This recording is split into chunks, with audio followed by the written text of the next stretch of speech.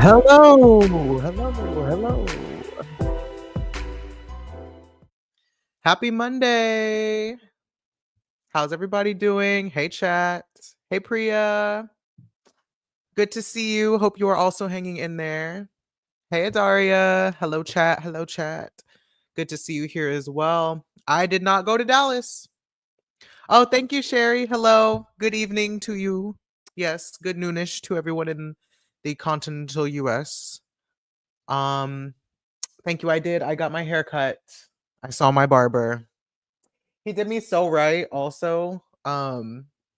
He did the lineup. I mean, this was Wednesday, so it's been a few days now. It kind of grew in just a little shadow fade to get rid of the massive mistake in the back of my head, but he did edge up my beard, which was nice. I was like, "Oh wow, it's a boy." First time that I've had that done at the barber, so I feel like a proper lad. Um I hope you all are doing well. Happy holiday weekend, holiday break if you are lucky to partake. I'm off until January 2nd, so I'm excited about that. Hi Deb. Good to see you. Hi Heart. Yes, hello, hello. Small crowd so far. I hope more people show up. Yeah, so I guess personal updates first. I did not end up going to Dallas. My mom decided to go by herself this morning, just on her decision. So my dad and I are staying here with my doggo this week, and we are going to cook together on Christmas. My mom will either come back Thursday or Friday, I guess. She was kind of on the fence about going, as it turned out. So she just went, and I'm off the hook this year. Felt kind of sad about that yesterday, which I may or may not talk about later as part of our theme. But yeah, I'm here. I'm completely off my Monday morning routine though, so I haven't been to the gym. I've eaten breakfast at least, but I don't have to go to work after this, so we can hang out a little bit longer today if y'all are into that. We do have a lot to cover. I don't have a plan. As you guys know, I am not here to show up perfectly. I am just here to show up and be present. So I'm here. I have a few things floating around in my head though. But as you can see right here, we have some major transits this week. So we'll be talking about Jupiter square Saturn for the second time this year. We also have Mercury opposite Jupiter for the third and final time this year. And then Venus enters Aquarius this Saturday, which I did not even realize was the case until I looked at the transits for the week. So, surprise! Venus in Capricorn is already almost over. Now, part of the reason why Venus is so ahead of the rest of the zodiac is because Venus is going to station retrograde in Pisces next March in 2025. That is one of our big transits of the year. I have a Patreon post on my Patreon that has all of the major transits for 2025 already listed, as well as a link to purchase the iCals if you haven't already and you want to get the transits directly to your calendar the same way that I do, so you can be updated to the day and potentially to the time when certain transits go exact. So that is part of the reason why Venus is already in Aquarius, even though Aquarius transits don't usually happen until about February, March in the sidereal zodiac. So, yeah, Venus is getting it in, moving very quickly, making us aware of parts of our own charts that we maybe wouldn't be thinking about just yet during this time of the year. So, I think it's an interesting combination.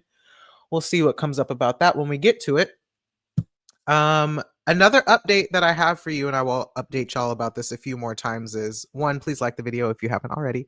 And two, the Sidereal Therapy 101 workshop officially has a date, and it's up on my shop on my booking website.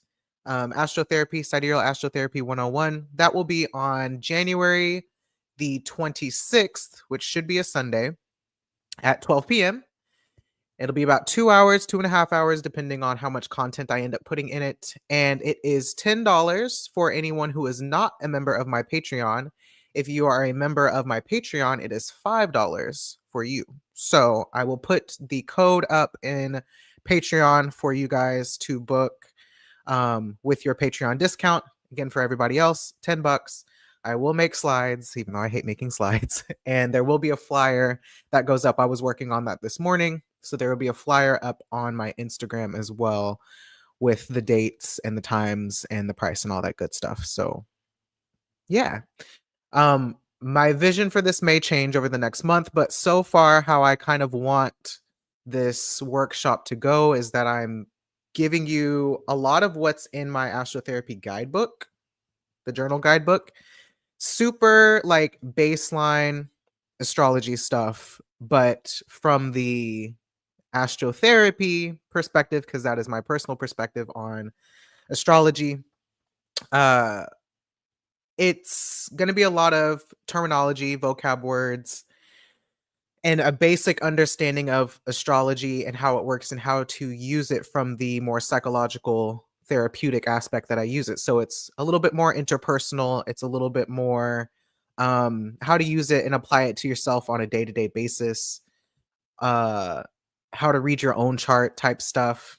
So really more how to think about all of these things and trying to move a little bit away from just using it as like a personality assessment and more as like a tool that you can use for yourself in self-reflection and also in understanding yourself in relationships and understanding yourself in life and the timing aspects of it and all those types of things. So still much to flesh out in that sense, but that is an offering that does have a date and a time. So if you want to sign up for it, like I said, it is in my it's on my booking site, basically, mixmercury.as.me.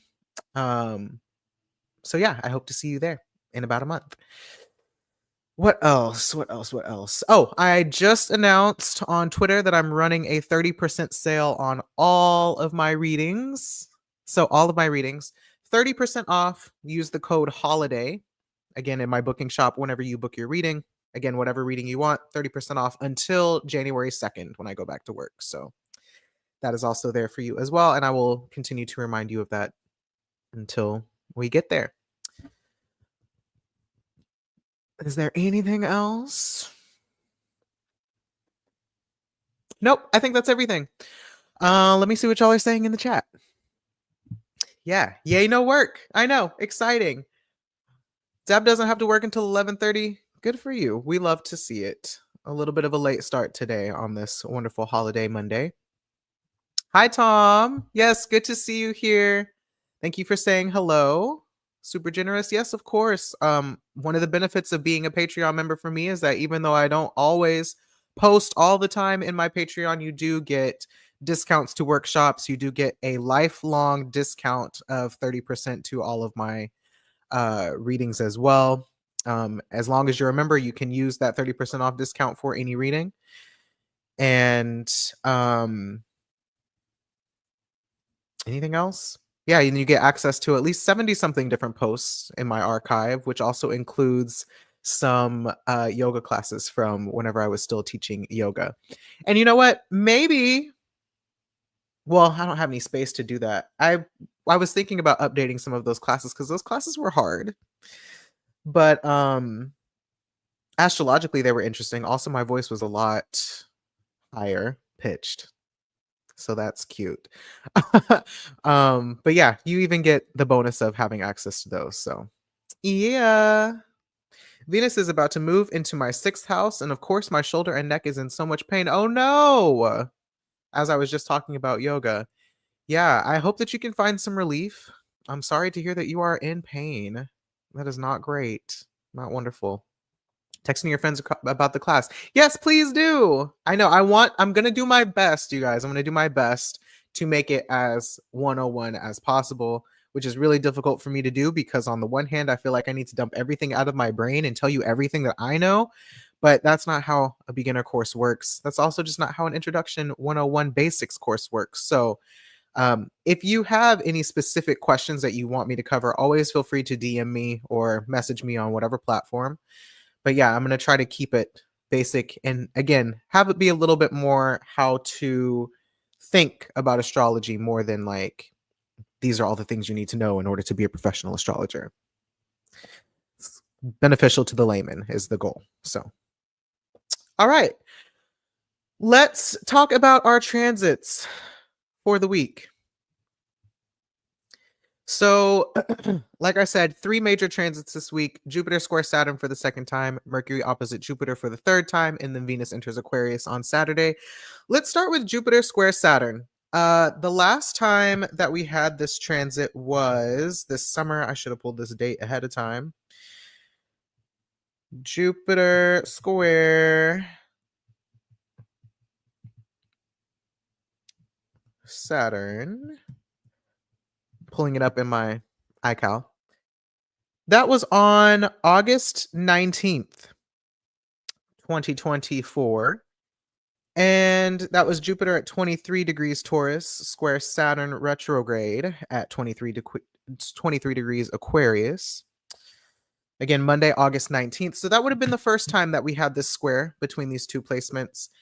And I believe during that time we were pretty close to a new moon, a full moon in Aquarius, and maybe between or before the new moon in Leo. There was a lot going on in the sky at that time, but I do remember thinking about this square as like the tension between who society wants you to be and the tension between who you are and how you see yourself. And how that friction between those two things can help you refine a little bit more, I guess, like who you are and kind of how to stand on business.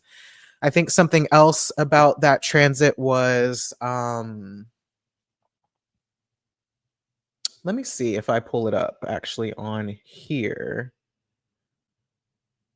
what that looked like. I have my iPad here with the charts as well. I need to jog my memory on that transit a little bit. I said August 19th. Let's go back in time.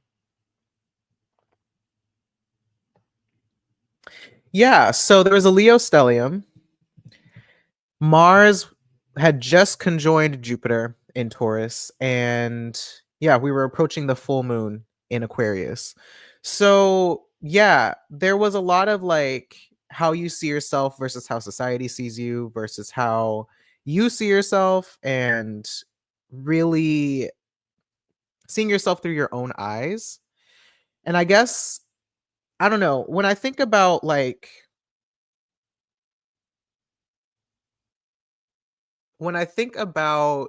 Taurus as the evidence, like the material evidence and representation of who you are, and all of the ways that you like know who you are based on other people basically approving of you, or the groups that you belong to, the places where you feel like you are in relationships with people who, if not share your identity, at least share your beliefs during this time that Taurus is in, that Jupiter is in Taurus. Like, we kind of need other people to see us the way that we see ourselves in order to know that we exist, in order to know that we're real. And I think this is something that a lot of us resent, especially in a patriarchal, white supremacy, capitalistic society that for the most part just wants us to see ourselves as laborers and people who could potentially become billionaires one day. That way we don't destroy the billionaire class. But in reality, in order to know that you exist, like, yes, you need to have the image of yourself in your own mind, but how far does, hold on, there's a bug.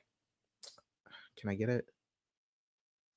How far does your image of yourself in your own mind go if there's nobody else to basically like validate that for you? You know what I mean? Or um if nobody is responding to you the way that you see yourself, if nobody's treating you the way that you want to be treated as the type of person that you are, if nobody's responding to your differences, if nobody's responding to the things that you have in common, right? There's so many different ways that we kind of need other people to reflect us back to us. And I think that was a big theme of that Leo stellium with the full moon in Aquarius. So now we're at a time where I think the next lunation that we have is, oh, what is the next lunation that we have? I didn't even think about that. It's going to be the new moon in Sagittarius, which is going to be ruled by Jupiter and Taurus. But but that's not until next week, I believe. So, like, if we need other people in order to basically like come in contact with our sense of self, then like, what does it mean to be in relationships with people who have one image of you or have an image of you that is different than how you see yourself, right? I don't know. Something I was thinking about before I came on with relationship to really this square and the opposition between Mercury and Jupiter is like ableism, which is kind of weird, but bear with me. So I've noticed, I have a personal example of this, but I don't want to air them out. So did I get it? I have a personal example of this, but I don't want to air people out, so I'll adjust it. But I know that like there are people who won't identify with an actual disability that they have because they don't want the label of being disabled, especially like to the state, even if it means that they'll receive the accommodations that they need. So if a person, let's say if a person has asthma, and in order to get the type of inhaler that they need or medical care that they need to kind of identify themselves as someone who has asthma, which could be listed as a disability.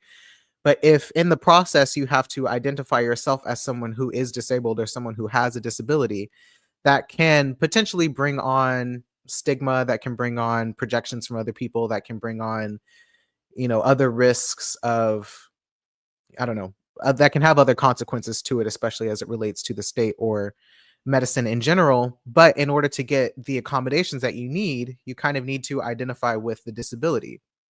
Well, what happens if you are a child and your parents don't want you to have this label or this stigma of disability, and therefore you can't get the medications that you need?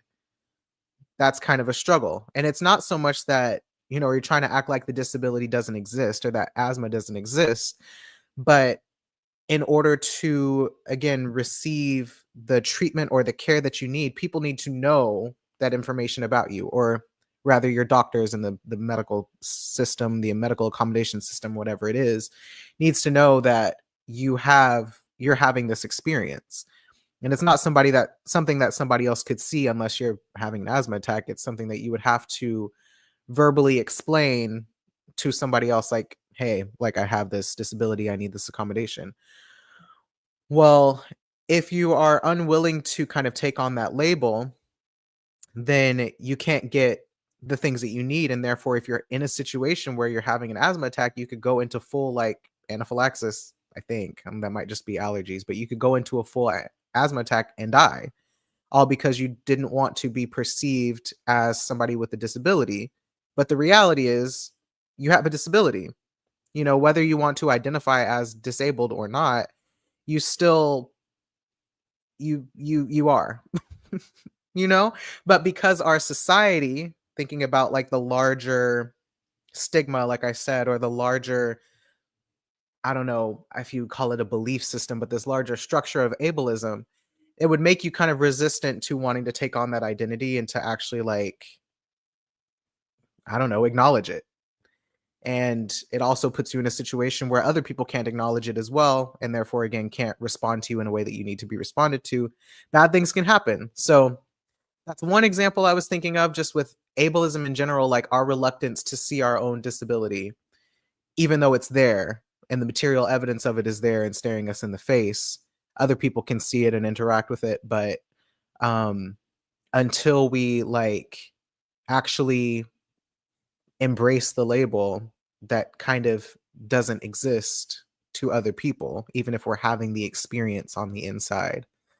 So I don't know. And yeah, exactly, Deb. This comes up daily in in her practice regarding neurodivergence. It's like neurodivergence is a good one too, especially because there's like there's like a conversation about it being trendy, which I resent this a lot personally, but there's this idea that it's like trendy to label yourself as neurodivergent right now. And what I think is ironic about trends, I'm trying not to get too in the weeds with this, but what I think is ironic about trends is that, like, in order for something to become trendy, there it kind of implies that it was already not like popular or common, right? Like in order for something to become a trend, it would have had to be this difference that maybe only some people had. It wasn't like this widespread, everybody is doing it kind of thing. But as it becomes more popular, it becomes a trend growing in popularity in that sense. So something about it was already uncommon and now it's becoming more common. We label it trendy. This is also something I think about whenever it comes to Taurus and Scorpio stuff too. So that's why I'm throwing it in there. Differences becoming more widespread means that on the one hand, what used to be an isolated group of people um, meant that it was easier to find each other, which is what we talk about for Scorpio a lot.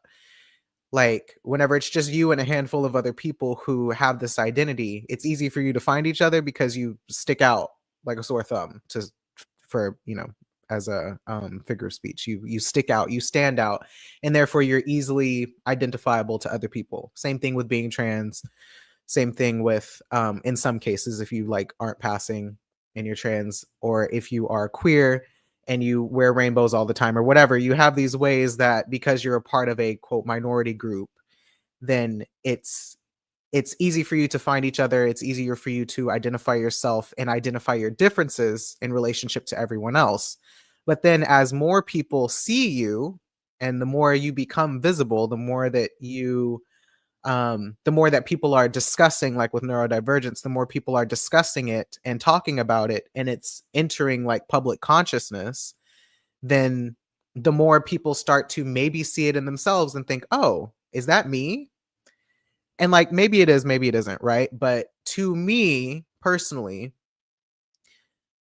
while I can understand on the one hand it feeling invalidating that what now everybody's neurodivergent, it's like, well, maybe it's not that everybody is neurodivergent, but maybe it's that some of these qualities that we alienated neurodivergent people for are actually more common between all of us in certain circumstances. Maybe it's not like, that you occupy multiple aspects of the spectrum or traits from multiple aspects of the spectrum. But, maybe you have more in common with people who are neurodivergent, people who are trans, people who are queer than you thought. And then that lends it to, it's not even necessarily that it becomes trendy. I mean, it can, because more people have language to describe the experience that they're having, right? Nothing wrong with that. Nothing wrong with recognizing that, oh, maybe this thing isn't as alien as we thought, or uncommon as we thought, or maybe we just didn't have the research to know what it was or the understanding to know what was going on. I mean, that happens with a lot of things. So it coming into public consciousness and more people identifying a certain way doesn't necessarily have to be a bad thing. In fact, it can reduce the stigma around the certain identity. Um, and that can be a good thing. And then I think part of the resistance comes from, well, what happens when we normalize this thing? So why am I talking about this? I think what I'm kind of dumping these things out of my head because they're disorganized in my mind, but when it comes to the square between Saturn and Aquarius and Jupiter and Taurus, I think we are experiencing a lot of that friction of like normalizing things that were previously maybe difficult to identify or difficult to speak about or difficult to understand. Normalizing identities, characteristics, traits, whatever, language, that was previously unpopular or uncommon. And that can be threatening to the status quo, of course, but it can also be just threatening to like everyone's sense of self if your sense of self only exists in this specific context. Right? So I'm going to pause there and see what y'all are saying because I can't hear myself speaking as a coherent thought, but it seems like it's making sense to you guys. So, hey, Desiree. I don't know if you're still here, but good to see you. Glad you're stopping by. Hey, HP. Yes, welcome in. Hey, Jim. Hey, Eric. Okay, everybody, pull up, take a seat. These are our topics of the day, by the way. So yeah, I guess it's just um it's identity in general, and then it is like the identity crisis that happens, whether on the individual level or on the collective level, when we start to destigmatize certain identities and characteristics and they become more common. That feels like I'm onto something. And this also, I think, relates to Mercury opposite Jupiter, since that's between Scorpio and Taurus, and I'll talk about that later too. I guess this week is very fixed heavy in that sense. So, okay. They all just want the great love, support, and flowers we get along with our neurodivergence pins. Trendiness being confused with increased visibility makes me want to tear my hair out. Me too. And you know what's interesting about this as well is that, like, increased visibility whenever something was largely invisible for a long time can make it feel like there's more of it than there actually is, purely because it's like dominating the conversation or whatever, because people are willing to talk about it more and we haven't talked about it before. So it's new. It's not new, but it feels new to have it be so visible. And so it creates, I believe there's a psychological term for this. Dr. Deb, if you remember, correct me, but I think it's the recency bias or recency heuristic or availability heuristic, one of those, where when somebody brings something to your awareness, now all of a sudden you start seeing it everywhere and it feels like it's more common or more popular, when really it hasn't changed. It just seems like it's more abundant. It's like, if you're thinking about buying a red car, suddenly you see red cars everywhere. Or whenever you get pregnant, all of a sudden everybody is pregnant. It's like, no, it's just something that's more in the forefront of your mind, and therefore you are noticing it everywhere, which is very Jupiter, by the way. It hasn't actually changed. I mean, it's like, if we talk about trans people make up what, like 1% of the population? That means like 99%. I mean, and I don't think it's actually that low, but it's like, it's fairly low. I think it's less than 10%, to be honest. um as far as people maybe who are out, and the numbers of people who have medically transitioned, the number of children who are like getting medical interventions and all that type of stuff, like the numbers are actually extremely low. But then of course, whenever you like factor that into the population being however many millions of people, it ends up being like several thousand people, dozens of thousands of people, stuff like that. But all of that to say, small amount of the population is trans, is queer, is autistic, it has ADHD, like whatever it is, in the grand scheme of things.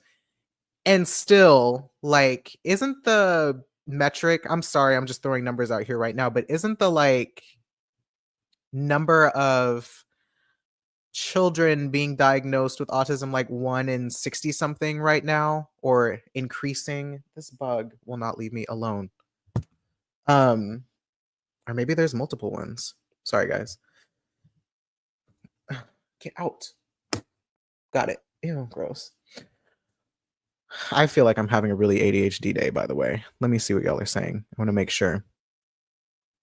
But yeah, it's like, I remember at one point it was like 1 in 44 children, I think, were autistic. So it wasn't like as many. And it may be more, it may be less now, but I'm pretty sure that was the last thing that I looked up. It was like 1 in 44 children, if not 1 in 64 or something like that, children being diagnosed with autism. And so it's like, it's really not as rare as we think it is. So yeah, maybe there are a whole bunch of people who at the very least fall on the spectrum somewhere, even if they're not like high needs or whatever. It's more people than we think it is. Same with ADHD, same with, any other diagnosed mental condition or whatever. Like, more common than we think it is. But here's another thing: the examples that were shown in media of these different identities also like will tend to show the more extreme versions, right? Or the more on the margins versions of these things, so that we don't see the like nuanced everyday versions of certain identities. We get like the most version, the most, I don't know, the most extreme version, the most with the most characteristics and the most whatever of certain identities, so that we think that's what that is. Like OCD is a great example of this. The image that you get in your mind whenever you think about OCD is like someone who does like the tapping. We're thinking about numbers, extreme organization, frequent hand washing, or something like that. You gotta check the stove, check the thing, tap the door handle 3 times before you leave the house type version of OCD. When in reality, OCD, obsessive compulsive disorder, just means that there's an obsessive thought process or whatever in your mind, and there are compulsions that help you to feel like you are relieving yourself of the obsessive thoughts, and vice versa. It can be a certain behavior then brings on the obsession, the obsessive thought, whatever it is, and you have to find some kind of a way to alleviate, the thought. So like a rough description of it. So, people then will take things out of context or take terms out of context and start applying it to things where it doesn't fit. Like if you just like to have things organized a certain way at your desk, it doesn't automatically mean you're OCD. It just means you are particular, stuff like that. So it's like we can blow things out of proportion. We can take things out of context to where no, it doesn't apply. It's not exactly that. But also, this one version that you've seen of this identity is not the only version of that identity that exists. So in both directions, it can lead to this sense of like invalidation of the identity. And I'm saying all of this to say, like, there's a thing that happens whenever we are speaking about an identity. It's brought into public awareness, and then when in the effort of trying to normalize it, it gets kind of taken out of context because everyone is learning, and that's not necessarily a bad thing. But I think it's just part of the process of maybe normalizing something. So I don't know. That's what that made me think of. But yes, the point of all of that to say the increased visibility and what that does to our understanding of something, and how then it becomes normalized in a society, or even further stigmatized in a society sometimes, depending on the access to information and knowledge that we have about something. So everyone should interrogate all aspects of identity. It's just sensible. This I agree with. And constantly. In fact, transits like these, Saturn square Jupiter, Mercury opposite Jupiter this week as well. This is like a good week for an identity crisis. If you're already having one, it kind of makes sense. I'm having one a little bit more so related to my work, because the intersection of all my fixed sign houses are related to work. And I'll come back to that. I want to read the rest of you guys' messages. No one is neurotypical, and I'll perish on that hill. I've never met a neurotypical person. Yeah, and I think, like, I don't know. I'm still like formulating my own thoughts on what it even really means to be neurodivergent and neurodiverse and neurotypical and all of these things. Because I think it's fair to say that, like, there well, not even fair to say. I think you could do some level of a study that shows, like, what's the most common between neurotypes, and then what kind of falls outside of what is the quote norm. And I don't think that has to be like a negative thing. But I also think it's fair and realistic to say again that we all have some level of things that would be considered neurodivergent. Does that make sense? Like, you may not feel like, you may not have like all of the things, but you probably have one or two, because that's just being a person. So I don't know. Anyway, come on, commonalities. When we live in a world that necessarily alienates us from ourselves and each other, it makes sense that people can't recognize those parts of themselves. Yes, exactly. Especially whenever you live in a society that is actively trying to erase certain differences or certain characteristics or qualities, in service of creating like a specific, in terms of like trying to make it to where only certain types of people exist, right? Normalize being COVID cautious. Yeah, seriously. Come on, haircut. Thank you. Yes. Yes, thank you. Thank you. When I came across gender detachment, I was like, oh, that's what that was, because trans or non-binary didn't fit, but I don't relate to most cis women either. Right? And so, like, this is another thing that's kind of interesting. Sherry, when you said that to me, it made my brain explode. This is something kind of interesting too. So, and I don't have like a fully formed thought on this. I don't have fully formed thoughts in general today. These are all just brain dumps. So, um, I was thinking about, like, what does it really mean? Like, okay, so I was thinking about how people are like, gender is a social construct. And I'm like, okay, yes. And it's also not. Like, I think it's flexible in the sense that gender doesn't have to look one way, like quote male or female doesn't have to look one way, but I recognize that in a lot of species that designation exists mostly because of like reproductive function. And it's just like a name that we give to a specific like function of like a reproductive system. And that can also flip depending on the species. Like for example, female seahorses don't carry the pregnancy, male seahorses do, stuff like that.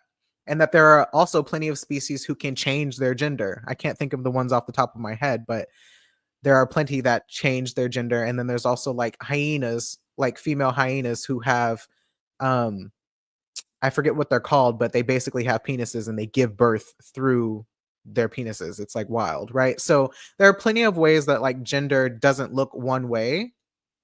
Um, and at the same time, there are still differences that I think we are allowed to acknowledge without it having to mean like these things don't exist, right?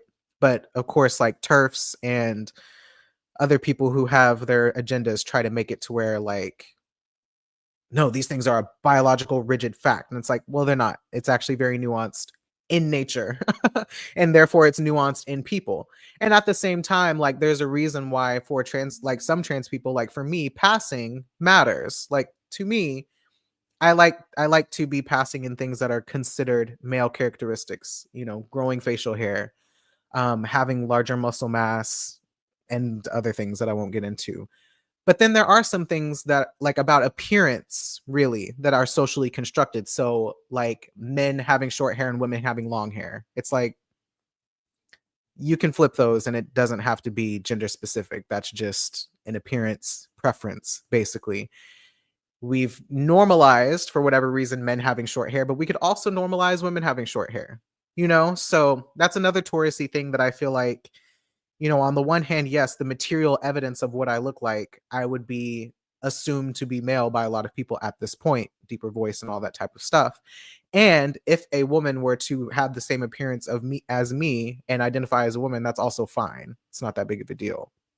But I think that's where it gets difficult to kind of talk about these things because there is the concept or the ideology of what a thing is, like the form of what it is in our minds because of what's been the standard or what we've seen or interacted with the most in material reality. And then there is the freedom of people to identify in whatever ways make sense to them. So I don't know. I think, yeah, gender detachment is real. And sometimes, like, even for me, because I can only speak for myself, even for me, sometimes when I'm like talking about being a man or like coming out to somebody as a man or whatever, that doesn't always feel true and authentic to me. Like I don't necessarily feel like a woman at all, but I don't necessarily feel like a man because, like, what does that mean? You know? I don't mind being perceived as a man. That feels good to me. That feels more in alignment. But if it's just me by myself in my head, like I don't really feel like a gender. What does it mean to feel like a gender? So I don't know. Thought spiral, but I know a lot of people feel that way. It's like to be cisgender doesn't necessarily have to mean that you really feel like a man or a woman, but it's like you kind of identify with your anatomy and your body and your like sense of self feels in alignment with, these, I don't know, feels in alignment with your body or your assigned sex or whatever it is. I even think being cisgender is something that you can modify and tailor to yourself as an individual. So, cuz why not? Like who is the boss? Really? Who is the boss that says that these things have to look a certain way? A lot of them are scientific terms, mostly used for scientific conversations, not so much for like sociological conversations. But people don't like that. People like their hard lines and their neat little boxes and categories, but so anyway. Very Aquarius of me, where I'm at in my mind right now. What else are y'all saying? Yeah, an intentional thing. I'm always iffy with population numbers from an oppressive country. Exactly, because everybody's not like, yes, lying to isolate us, but also people don't a lot of people don't disclose because they either don't know or it's not safe to do so, you know? So there's also that. Um, they taught us from pre-K to notice the differences, and I believe this is why. Um, yes, because are you really saying black folks are still only 13% of the population? I don't believe it. Uh, you'll be surprised how white this country is. This is another thing. Like, if you live somewhere where the majority of people are black, then it's gonna feel weird to assume that there's not that many black people in this country. But then if you go somewhere in like the middle of Wyoming where there's barely people, let alone black people, then it's like, oh, if you're a person who lived and grew up there, black people are like a foreign concept to you. I mean, in my hometown, there were surrounding small towns where I was the first black person a lot of people met. So to them, it's like insulting to see so many black people in media because you're like, who are these people? Where are they? They're not around me. Which is wild, but yeah, I don't know what the percentage is. I wouldn't imagine it's more than 20 or 30% though in the US, in the continental US. Um the most high needs. That's why a doctor told me I couldn't be autistic because his son is and needs around the clock care and I made it to my doctor on my own. Yeah, going back to the whole like spectrum thing and like almost like quantity, I don't know if quantity is even the word, but the amount of a certain characteristic that you have can vary from person to person for any identity type, you know? Is it still 13%? That's weird. I don't know. If somebody wants to Google and put it in the chat, feel free to do a fact check. And yes, if you haven't already liked the video, please like the video. I have some slides from a talk I will send you to look at regarding neurodiversity stuff. Please do. I'm very curious.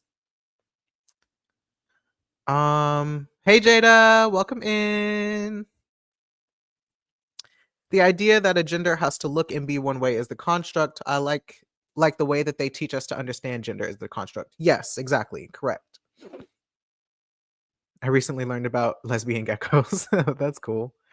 Yeah, it's like I know another thing with this is like phenotypes, right? Phenotypes is the expression of the gene.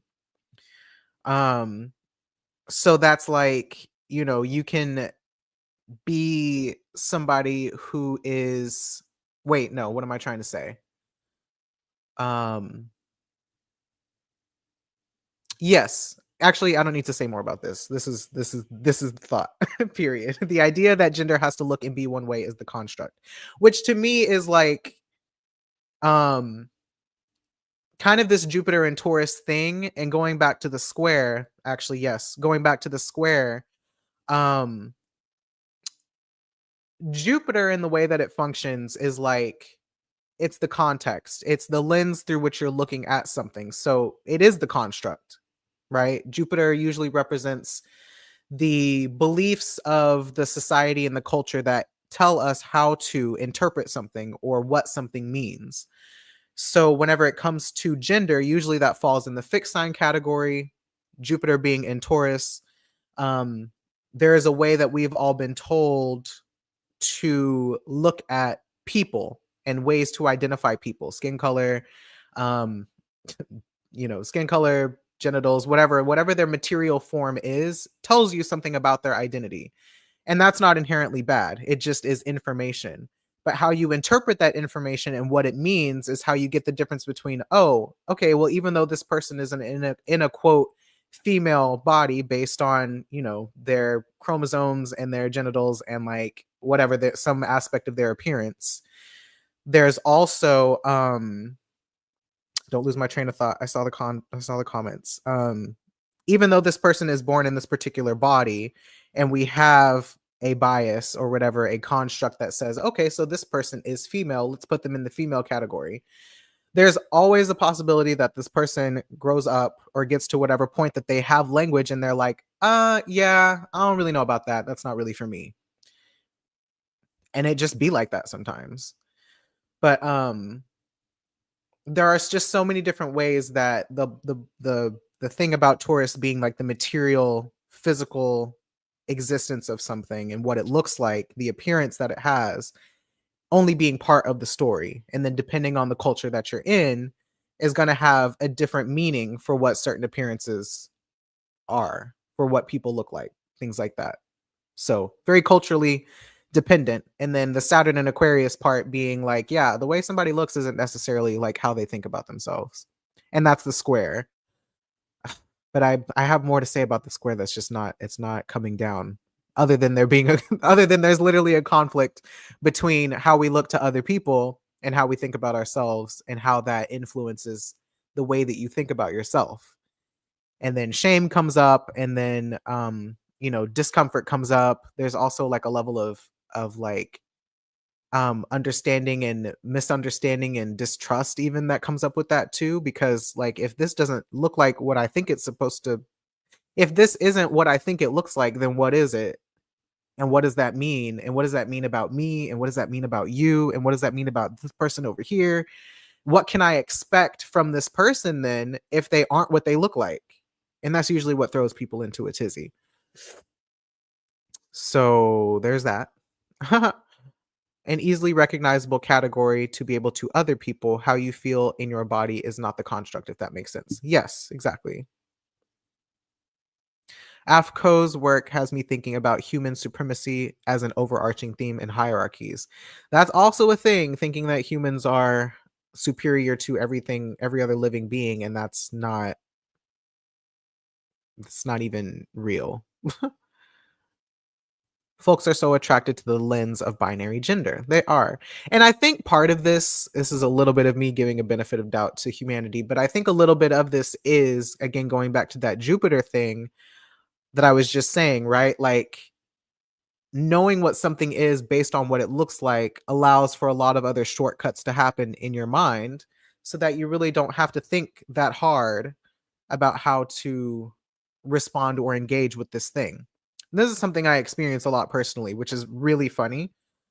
And I've heard a lot of other trans people say this too, especially passing trans people, who they'll be engaging with people who see them as their perceived gender that they pass as. And that they're, like for me, I'll just, to take it out of theory, say with my coworkers, if I just walked into a room on a random Tuesday and said nothing else, they'd be like, "Oh, that's a guy. That's like clearly a dude, right?" And then they get to know me a little bit more, and then it comes up in conversation that, "Oh, well, actually, I'm trans. I actually lived life as a woman for 28 years." It was really easy for them at first to, address me as he, him, that's a guy. And now all of a sudden I've revealed that I lived most of my life as a woman, and now all of a sudden pronouns are difficult. And now all of a sudden it's like awkward. I don't know how to interact, because what do I do? Like I even had my therapist ask me recently, like just to clarify how I would like to be identified, because we haven't really discussed my pronouns. And I just think it's interesting the ways that people unintentionally suddenly don't know how to behave around trans people, or even how to behave around queer people. It's like, why, whenever you meet a gay person, your first thought is, well, how do you have sex? Why is that what you're thinking about all of a sudden? Like, why are you suddenly interested in the mechanics of this person's sex life? Because if I cuss you out, then I'm in the wrong. It's weird. I again, I'm being very gracious as I say this, but it is interesting that that's the first thing people think about. Or like, if you're watching a TV show, I've been watching a lot of Grey's Anatomy lately.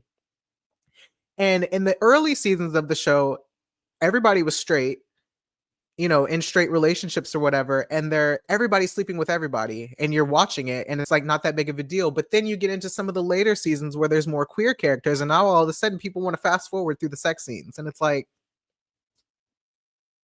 but you were fine with it when it was this makes you uncomfortable. And like, granted, some people just don't want to watch sex scenes. That's fine. But I just think it's interesting. So I don't know. I guess I'm on my human behavior bullshit today. But something else now that I'm thinking about this that's probably related to these transits is like there are some seasons. So for context, me and Samaje have been binge watching Grey's Anatomy for the last few months. And I've seen those series dozens of times because it's my favorite drama. But um there's a noticeable shift around the time that Trump got elected. And really, there is a noticeable shift around Obama's second term with the show, where it gets way more politically correct and social justice warrior-y woke, as the right wing likes to call it. And so I'm affectionately calling it more woke, but not in the pejorative sense. And it's a noticeable shift where they're bringing in more diverse characters. They're bringing in more politics and political conversations, more systemic conversations, and like very obviously pointing at, hey, this is a problem. Like, um, more conversations about like healthcare and insurance stuff, and more conversations about like immigration and Black women and the lack of care that Black women receive from the medical industry, and like just all of these different ways where they bring in more political commentary, but they do it in this way that's like very obviously trying to educate, and it feels very cringy. And I hate to say that because the information itself is necessary and useful, but like you can tell it's not for an audience that lives through that experience. It's definitely more didactic in the sense that they're trying to teach this to like white audiences or they're trying to teach this to people who really need it like dumbed down and spelled out for them. And it's uncomfortable. I noticed, I made an observation to Samaje. I was like, I think it's interesting that it feels uncomfortable to me to watch them explain these themes. Yes, exactly. Some of the monologues. It's like it's awkward to me, or it's like cringe to me to have them explain these things in this particular way, knowing that they're trying to teach it, because something about it feels, I don't know if it feels inorganic or inauthentic or what it is, but it's like uncomfortable. And I said something to Samaje, like, I think it's interesting that it brings up this feeling of shame, like, ooh, why are you talking about it? Stop talking about it. When people need to know, the conversations need to be had.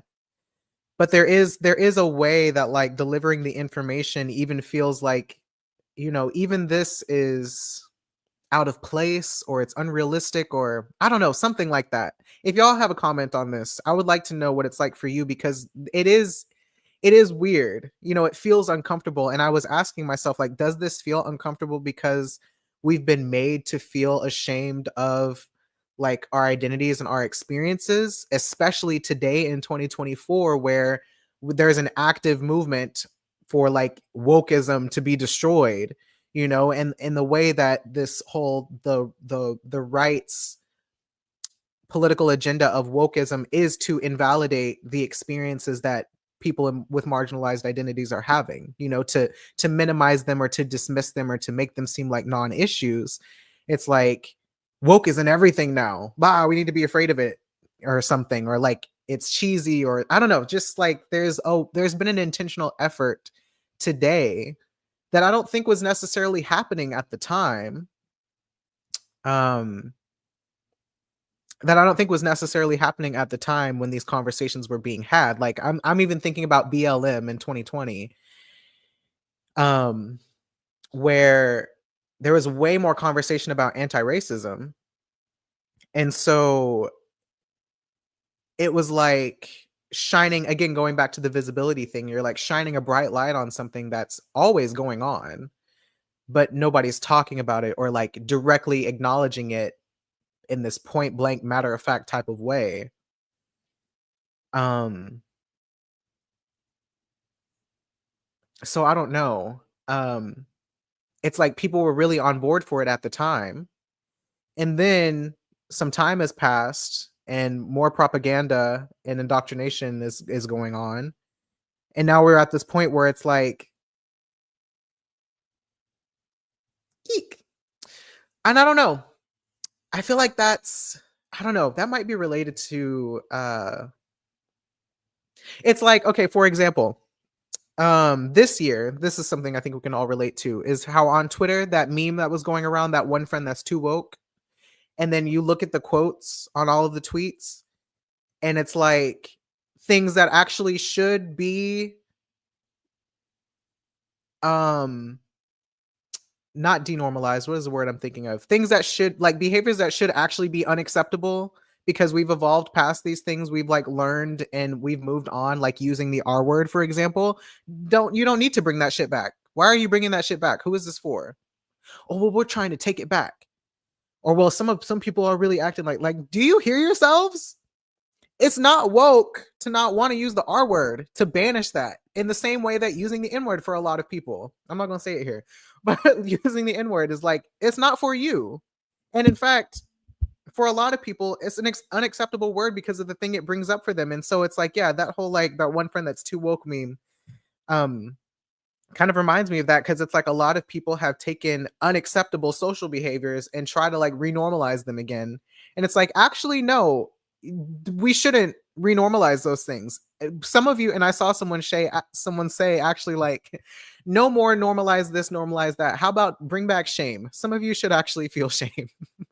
And I feel like that's kind of in this too, because it's like, yeah, people should feel badly about treating other people badly.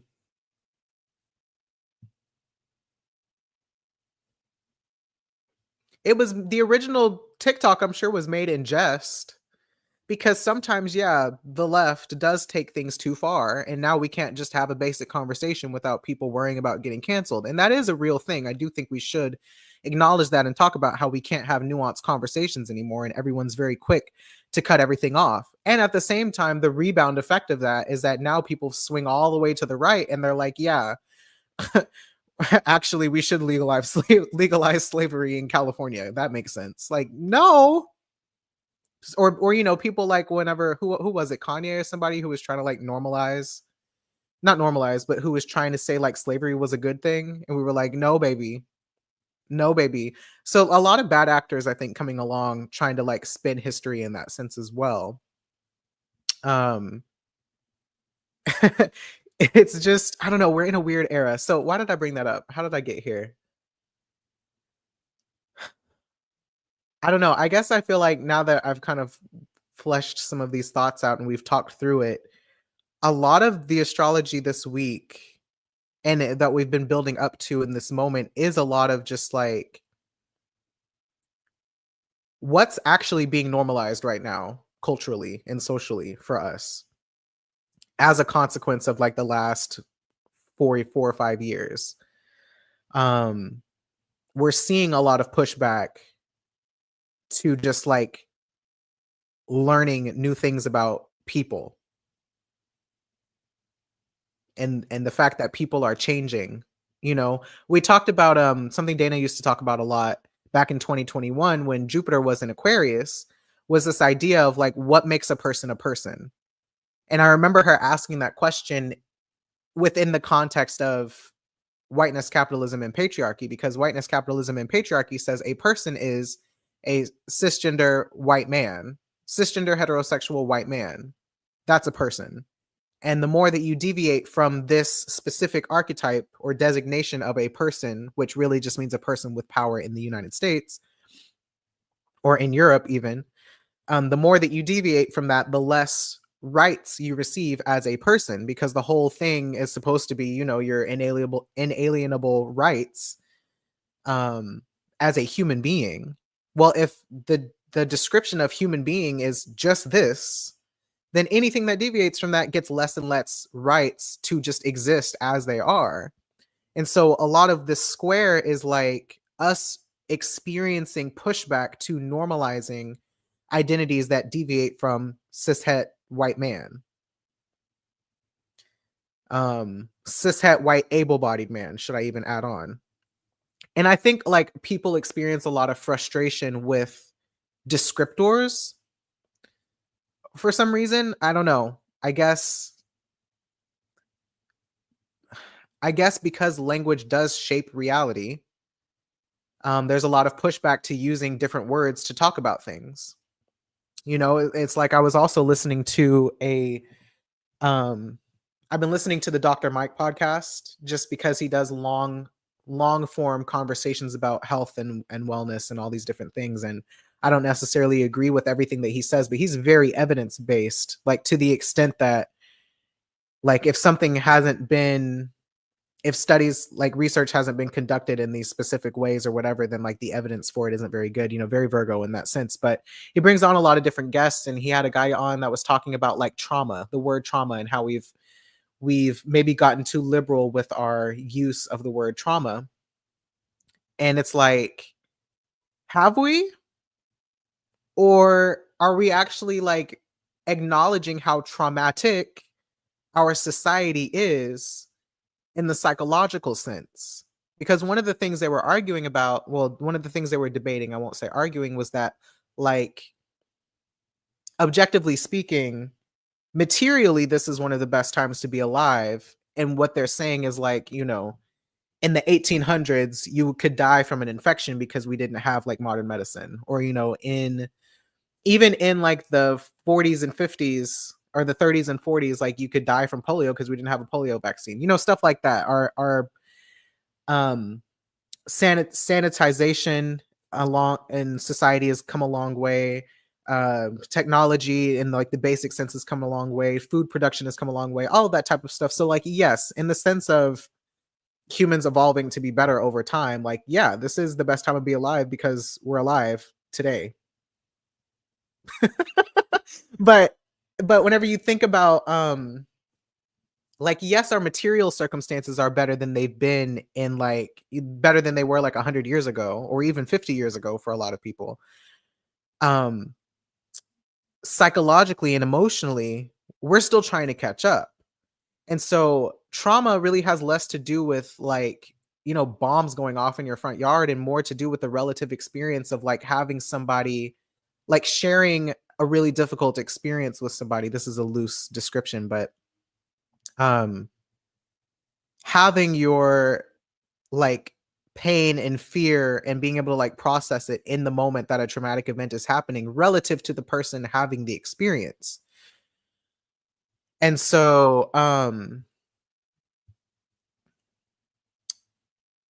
if you're having a traumatic experience and you're not able to kind of like process what actually happened to you, it does create psychological distress.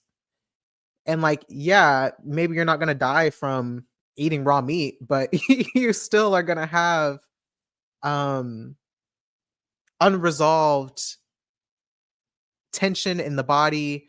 You'll have like arrested development. You can have like just so many different ways that the experience you have hasn't processed fully, mentally or physically, and that creates a traumatic response.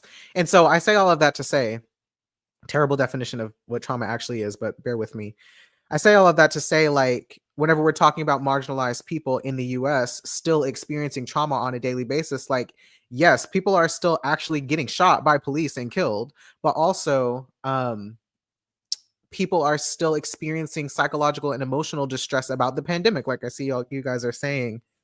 People are still experiencing trauma from having lost loved ones, from having chronic illnesses that are going unaddressed and unacknowledged. People are still having trauma from not having belonging and acceptance from their family members for identifying a certain way, or not being able to navigate society without worrying about catching the freaking plague. Like there are still issues. People can't get jobs, people can't get housing, people can't get food, but people also just like aren't experiencing safe relationships, and all of that is still traumatic. We have a very strong desire for belonging and attachment that is not just like rooted in nothing. It's there, these are real. So anyway, all of that to say, like, the way that we talk about things, yes, we do need to be intentional in the language that we use, but there's also something to be said for like we're figuring it out.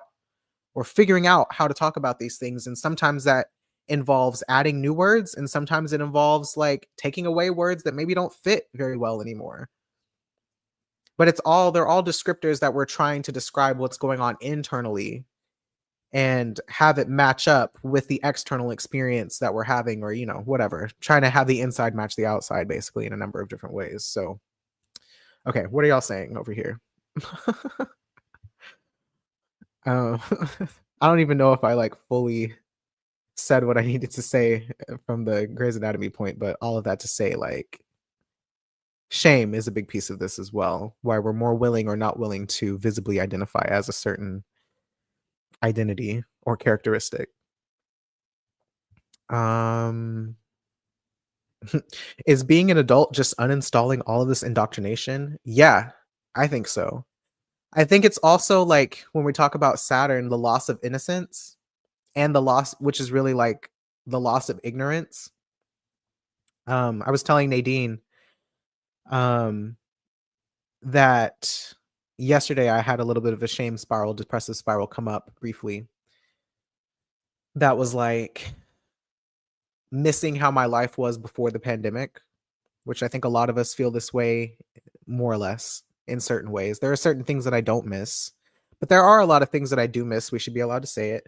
And one of them is like ignorance. To be honest, I was only 25 when the pandemic started. I'm about to be 30 next month. Hello? 30?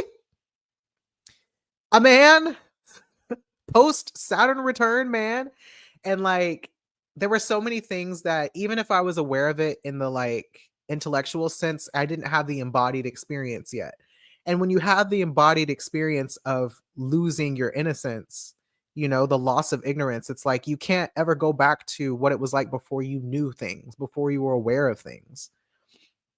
And there's a lot that we've become aware of against our will in the last 4 years because of the way that society has responded. That's been really discouraging and really fucking disheartening. And like the rules of social engagement, this was something Nadine said, but the rules of engagement, social engagement have changed so much that we really haven't adapted yet. Like we haven't figured out a normalized way to engage with each other because we're all still on very different pages, mostly because we're still processing for a lot of us the trauma of the pandemic. Even if it wasn't like losing loved ones directly from COVID, it was still the massive disruption, the global disruption of what was normal at the time, and all of us being in different places about what's normal to us now. I think that's another part of this square and this opposition that I was talking about between Mercury and Jupiter. Like you can't even have conversations with people anymore about what's normal. What are normal ways or common ways to engage with people because so much has changed. And like especially depending on where you fall on the political spectrum, um like just to have a conversation with a random person feels like a huge risk because you just have no idea what you're getting yourself into and what anybody believes, and that's scary. Like some of us are doing the work of uninstalling the indoctrination and like trying to progress as a society. And then a lot of people want to fucking go back. They want to go back to the 1920s, the roaring 20s, they said. Like, are you sure? I don't think that was better for a lot of us. Like a lot of the old ways of being that people are holding on to aren't beneficial to even them. They don't know why they want to hold on to it other than the fact that change and the uncertainty that comes with it is scary and intimidating. So, I don't know. It's weird. But yeah, all of that to say, I'm sweating. All of that to say, yeah, to like age is to be burdened with more information and then to have to choose how to behave differently based on that new information. It's a lot. It's a process. Which is why I go back to the whole thing of like, yeah, learning new information and learning new language and ways to talk about things is kind of a daunting task. And in fact has to be a conscious practice that you do. Otherwise, you'll just stay where you're at or even regress into older shit because you're frustrated with having to change. Like, get a grip. We have things we need to do before the earth burns us off of it or drowns us off of it, whatever happens first. Infectious disease takes over and we cease to exist. Anyway, it's slippery because that's sex. No, or is sex and gender interchangeable? It's always confusing to me. Well, people used to say that sex and gender were different, as a way to like say that quote biological sex as far as like um XX and XY chromosomes and all that stuff. But that's like an incomplete assessment too, because um there's more chromosomal gender combinations than just XX and XY. So even that is like still reductionist, basically. Um So yeah, I mean, both of them to some extent become social constructs, to be fair. A lot of people don't even know what their chromosomes are. A lot of people don't even know. Some people are walking around with different um with that specific pair. Sometimes you have XXY, sometimes you have uh just like you can have different versions. You should look into it. It's actually really interesting. But yeah, it's confusing because it's again like scientific designations of when you're studying something based on a specific set of criteria versus just like people having an everyday conversation, people out in the world, research versus like the actual experience of the thing, usually being two different things. And so you use different terminology. That's the whole thing between cisgender and transgender. It's like, it's cisgender not really meant to be an identity, it's a descriptor, that's meant to be used in certain contexts, and then people get their panties in a twist about it. So I don't know. I don't know. Individual branches of ginkgo trees can kind of change sex whenever they want. Trans icons. Yeah, exactly. There's a lot of shit like that happening out in nature. Plants are another one. There are some plants that contain both, quote, male and female reproductive systems. Some of them that switch depending on the weather and the climate or whatever. Like, things adapt. It's just humans where we're like, no, you can't do that. You can't do that because it's confusing to me. And I don't like to be confused. How do we respond? Yes. This square conveniently hitting when I have to be around my parents who don't accept that I'm queer. Exactly. Same. I'm still trying to get my parents to call me the right pronouns. Or even to just like, again, to just be normal about it. Like, we don't have to be weird about it. But I don't know. There's also something to be said for the ways that we like try to keep people fixed in our minds a certain way. And this is beyond just like gender and race and all that type of stuff. But you know how like in relationships, whenever you are first like falling in love with somebody, and or like they say with crushes, I think we've talked about this before, like crushes are just a lack of information because mostly what you're doing is projecting all of your relational fantasies onto this other person. And then you reach a point in your relationship where you realize you've fallen in love with an idea of somebody, and then we say that like they start to show their true colors or start to show you who they are. They like stop being the representative, and some of that is true. We do definitely put on a bit of a mask and best foot forward towards people that we want to like us. This is also very Taurus. But the reality is, like, over time, that performance is difficult to keep up. And so you start to just like stop overperforming and just like being yourself. And then the other person has an identity crisis about you because they're like, wait a second, who is this? This is not the person that I idealized in my head or romanticized in my head. This is a different person. And it's like, well, no, there's just more. The version I've been showing you has mostly been the tip of the iceberg. And also you've made concrete this little bit of information about me showing you who I am when there's actually a lot more for you to still learn. So it's not that I've been a different person. Sometimes people lie, but it's not that I've been a different person. I've just only shown you a little bit of who I am, and there's more. Which is why I always say the one of the biggest keys to a healthy relationship is to stay curious. Do not assume that you know that motherfucker, because you don't. You don't. They don't even fully know themselves. They're still learning as time goes on. So there's also that, like, the evidence that you have for a person not fully matching up with your idea of who they are. And those two things can sometimes be at odds as well. We're talking about the Taurus and Aquarius square in general.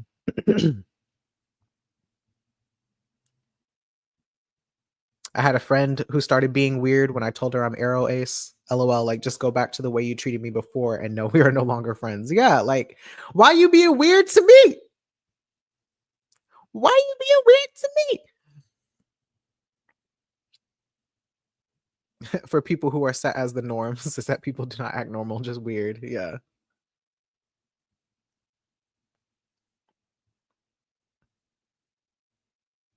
It just seems like a lot for someone who lives it, I believe. Yeah, maybe that's true. I do think this is going back to the whole, like, when media tries to talk about social and political issues.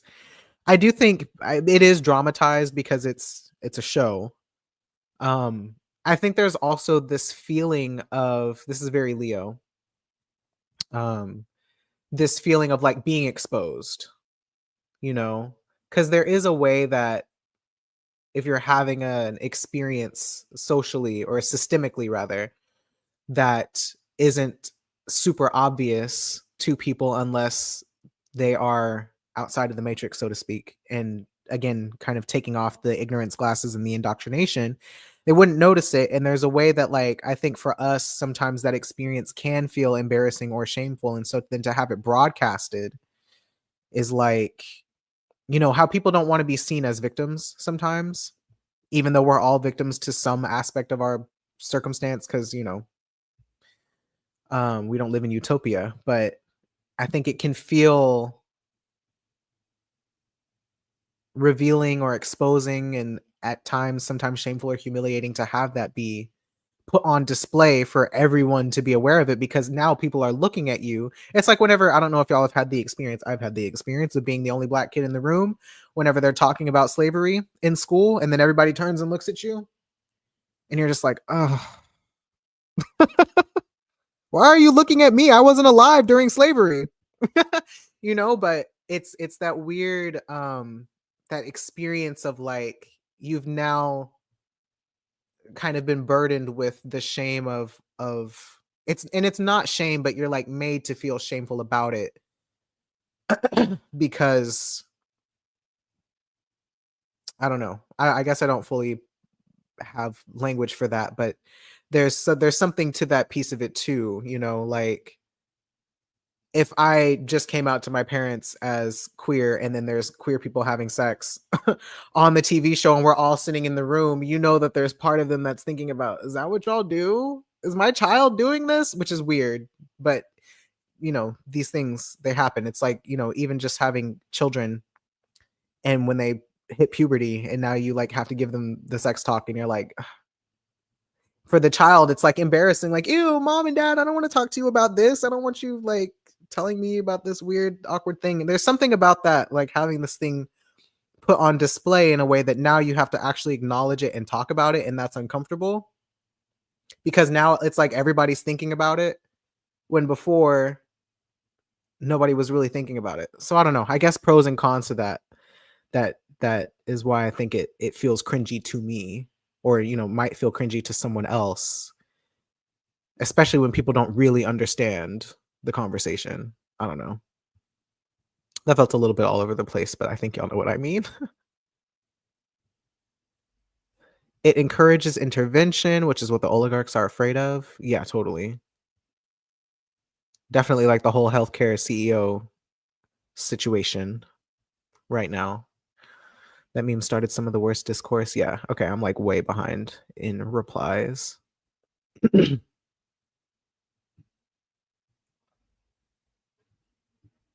Going on Twitter these days is like being transported way back in time. Yeah, it really is. It's all reactionary responses to nuanced conversations that people really have an issue with. Yes, I would agree. Because when you sit down and like, because I do think a lot of times people are trying to learn and trying to understand, but they're also fighting the indoctrination in their own minds. And that can be difficult to do. Like, I think it can be difficult to do if you've been super indoctrinated to like see outside of the indoctrination. It feels threatening, because there are consequences to that. And if you don't realize the consequences only exist within the realm of people who also share that indoctrination, because like it's like heaven and hell, like when Christians are saying, oh, well, you're going to hell, and it's like, well, if I don't believe in hell, am I going there? Sounds like you are worried you're going to hell, but I don't believe in hell, so I'm not going there, that kind of thing. um if you haven't escaped the context where those consequences exist, it can be hard to take in new information because it feels dangerous, like you're doing something wrong, going against everything that you ever knew. And so I do think sometimes people are earnestly trying to understand and get it right, but in the process they're very clumsy about it. And sometimes we can be overly sensitive to that because we don't want other people to also adopt bad habits. But It's a lot. It can be a lot to manage, I think. Online, especially where people aren't having a long form conversation and you can't hear the tone of people's questions and all that type of stuff. It's just people yelling into the ether. So becomes a bunch of people trying to make individual points and defend themselves versus actually having the larger conversation.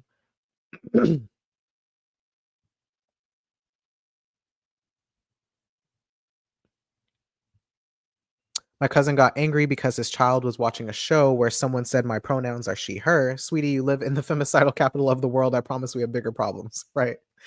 Yeah. Like how during the pandemic is an eraser of the present. Yes, exactly. And like what people really mean is during lockdowns. And what they really mean by lockdowns is the brief 2 to 3 week period of shelter in place orders where you couldn't go to restaurants or and had to work from home. Like, let's be serious. We did not experience any type of lockdown the ways that China experienced actual lockdowns, and even in Canada I think they had a lot more restrictions than we did. We had like a minute where everybody was like, "Oh my god, with COVID," and everybody was at home doing push-up challenges on Instagram, and then 3 weeks later we're like, "Okay, you can go back outside now. We'll let more than 10 people into the grocery store at a time." Like, please. Be so fucking for real. There were plenty of people who still had to work retail during the pandemic, people who still had to work fast food restaurants, people who still had to work um essential workers, remember, as a way to just say like people who are still working, people who are still holding up capitalism basically, whenever that really wasn't the truth of what was actually going on at the time. People were still being exploited for their wealth class and being sacrificed to COVID for capitalism. It was really fucked up. Praising post-industrial revolution as the best time to be alive is very colonial. Also that. Also that. That is a very fair point. Folks not grieving, just acting bitter about being reminded of it. Really feels like a blur, and then I hear the name of somebody that isn't here anymore from COVID, and my body goes into a damn shock. Yeah, like people forget. People legit. I mean, and that's kind of how memory works. Sometimes you memory hold things that were uncomfortable to experience. So a lot of people have distorted memories and perceptions of what actually went on in 2020, 2021 before people started going back outside in 2022. And a lot of that information is being filled in by bad actors in the media now. Fox News in particular, but even CNN and MSNBC and all of these other news outlets, they're all moved on when it's like, hello, my optometrist tried to shame me for being COVID cautious. And like, why? I mean, we know why. We don't know why, but we know why. We could guess why, but it's just so like, can y'all be normal about the fact that even you are still getting sick from a disease that you weren't getting that sick very often from other diseases? Some people were, but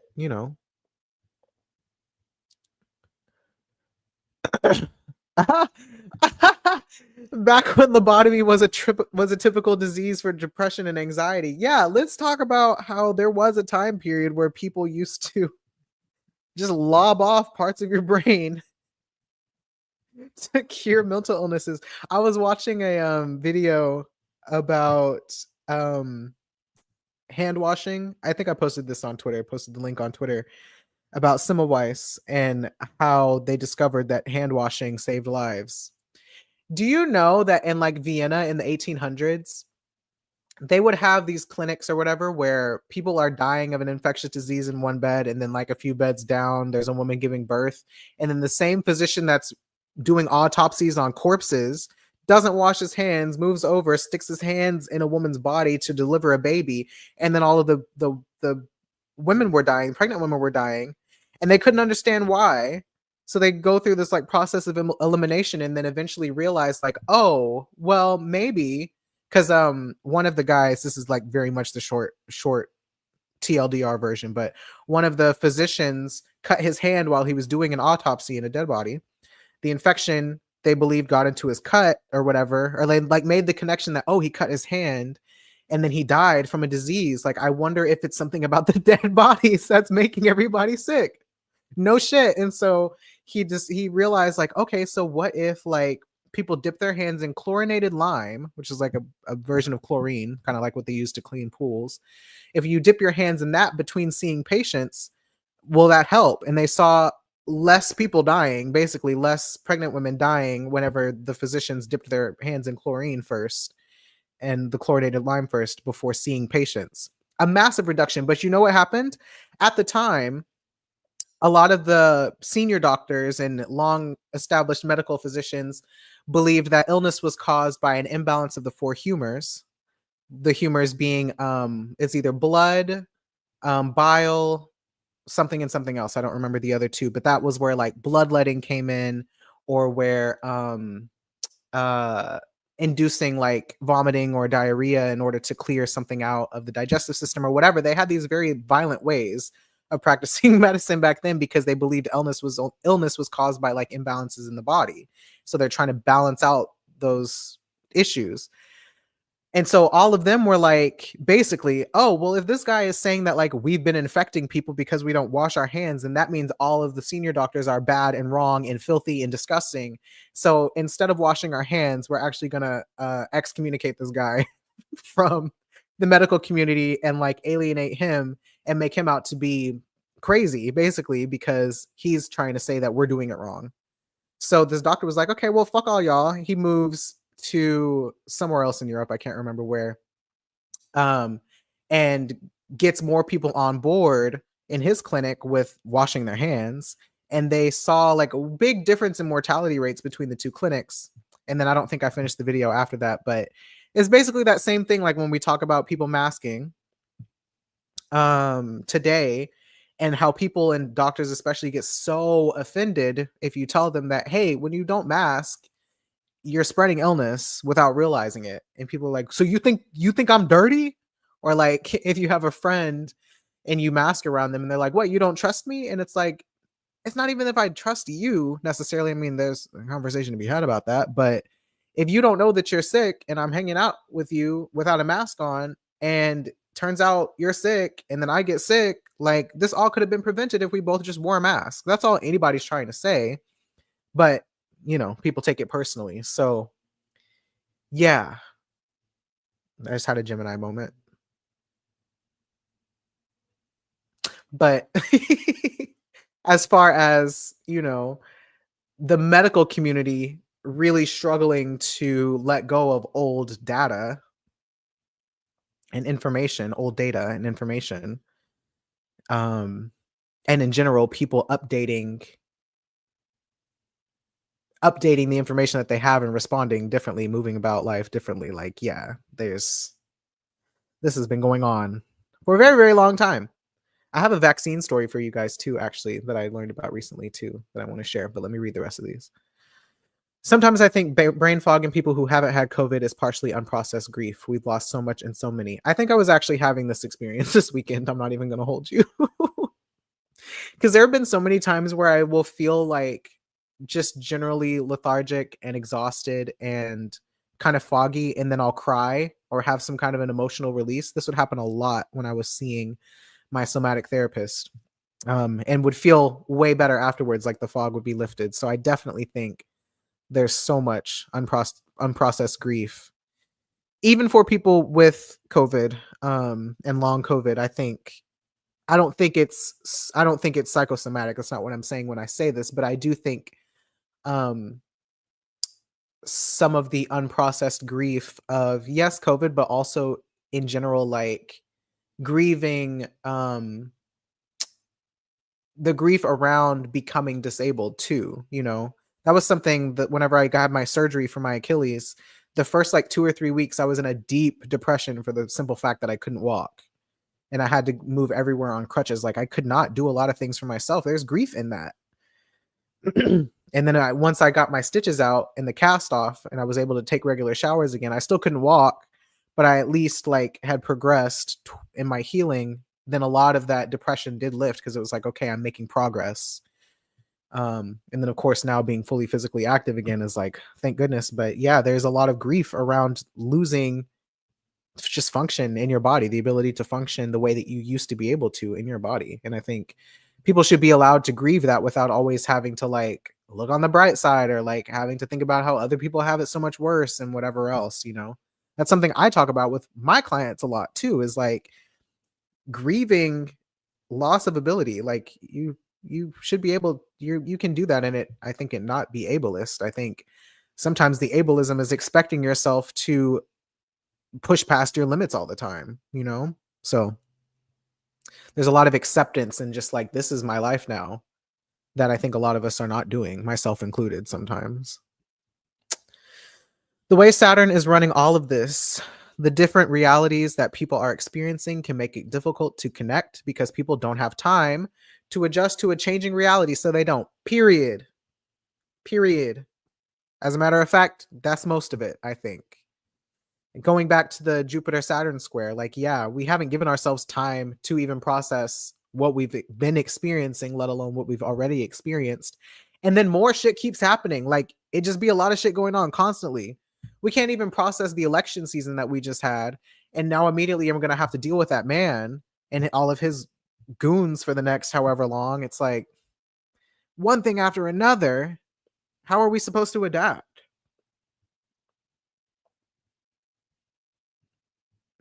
We love a performance and then an opposition placement kicks in. Yeah, exactly. Let me speak for myself. I mean, but all of us though, because that is part of the Mercury Jupiter opposition between Scorpio and um Jupiter as well. Like, oh, I actually can't put on this performance anymore. I can't actually hide how I feel anymore. I can't actually pretend that I'm okay with things that I'm not okay with anymore. Like, that's a big part of it. I can't pretend to just be ignorant to information that I have, you know.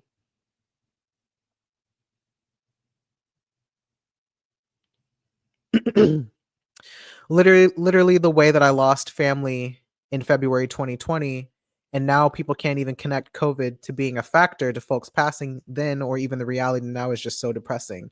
It is. It's like people will look at you like you have three heads if you even suggest that the fact that they keep getting sick is due to COVID, or that somebody did actually pass from COVID. They'll be like, well, did they pass from COVID or with COVID? And it's like, what are we talking about? What are we talking about? Do y'all really think that the thing has evolved to be less dangerous just in the matter of a year or two, whenever nothing has really changed? Like, yes, the vaccines were a medical miracle in context. Like, you know, that was an urgent situation. They had to rely on this technology. And we did notice a significant amount of people died less, which is true. And it didn't do everything that they promised that it would do. And I did actually recently listen to an actual FDA advisor speak about how they did stretch the truth on what the vaccines were capable of doing because they wanted people to get vaccinated. But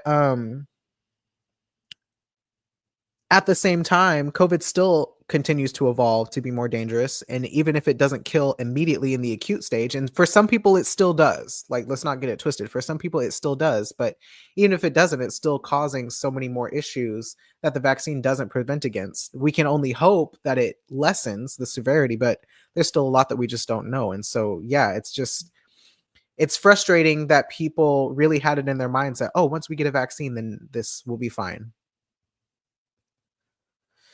So, yes, I am also sorry for your loss because it's fucked up. And it's more fucked up that people, again, going back to the whole thing around trauma, when people can't even acknowledge that a bad thing happened, just makes it that much harder to process. So I get it. Bye, Deb. Thanks for being here. Good to see you. It can be so lonely when people are completely disregarding reality. That's the other part. I mean, we've already talked about this a lot, but again, with the square of the return to normal, which is really just capitalism normal, versus, hey Nadine, oh, I was just talking about you not too long ago in our conversation. What was I just saying? Oh, that's the other part of the square. Like, what people, again, I guess the square, I've already said this a few times, but the square really is just like us realizing that what we want to be normal is not what's actually normal, but people are resisting current reality for the imagined or the socially acceptable normal in a number of different ways.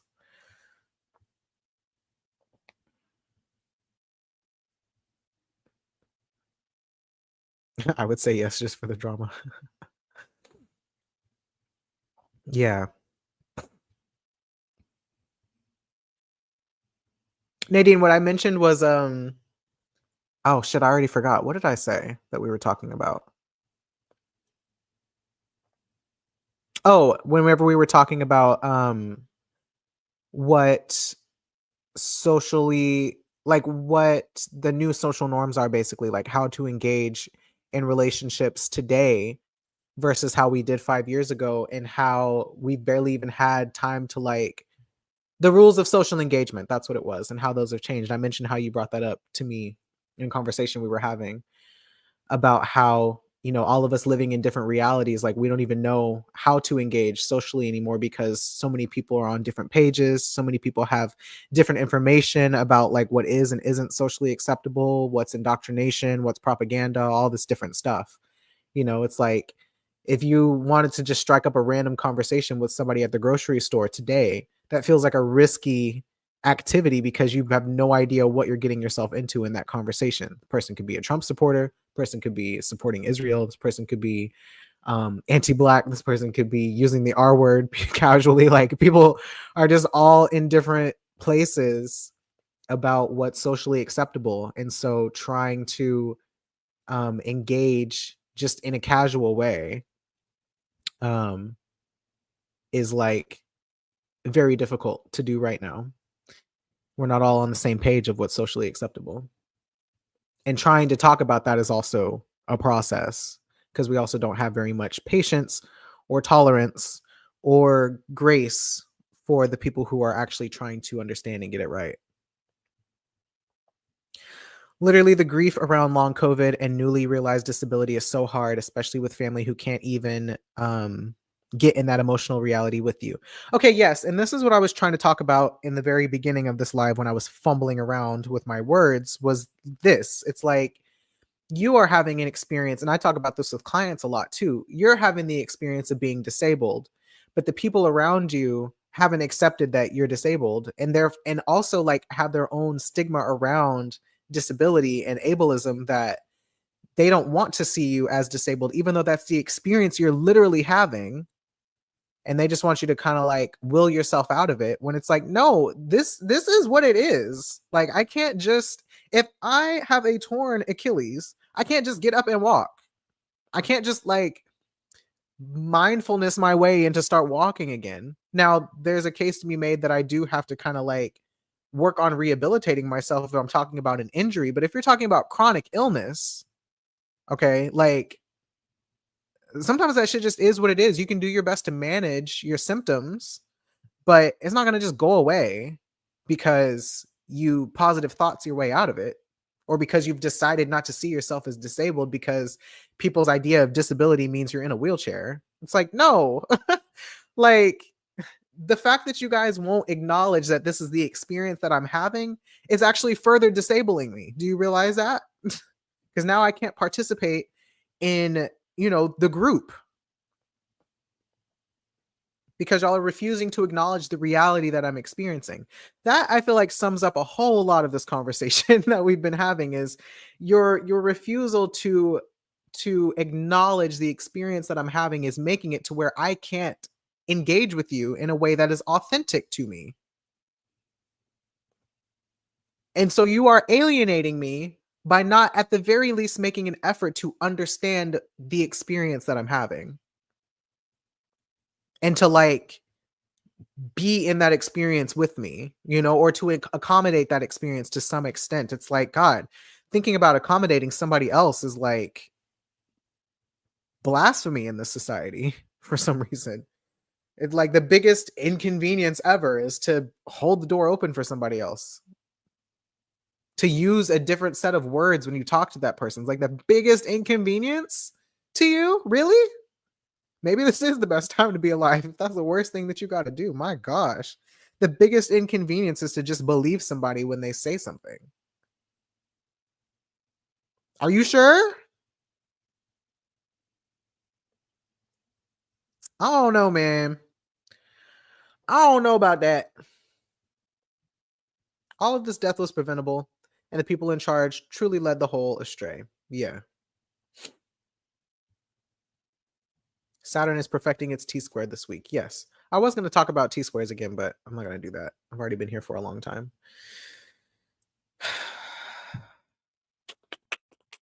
You know what?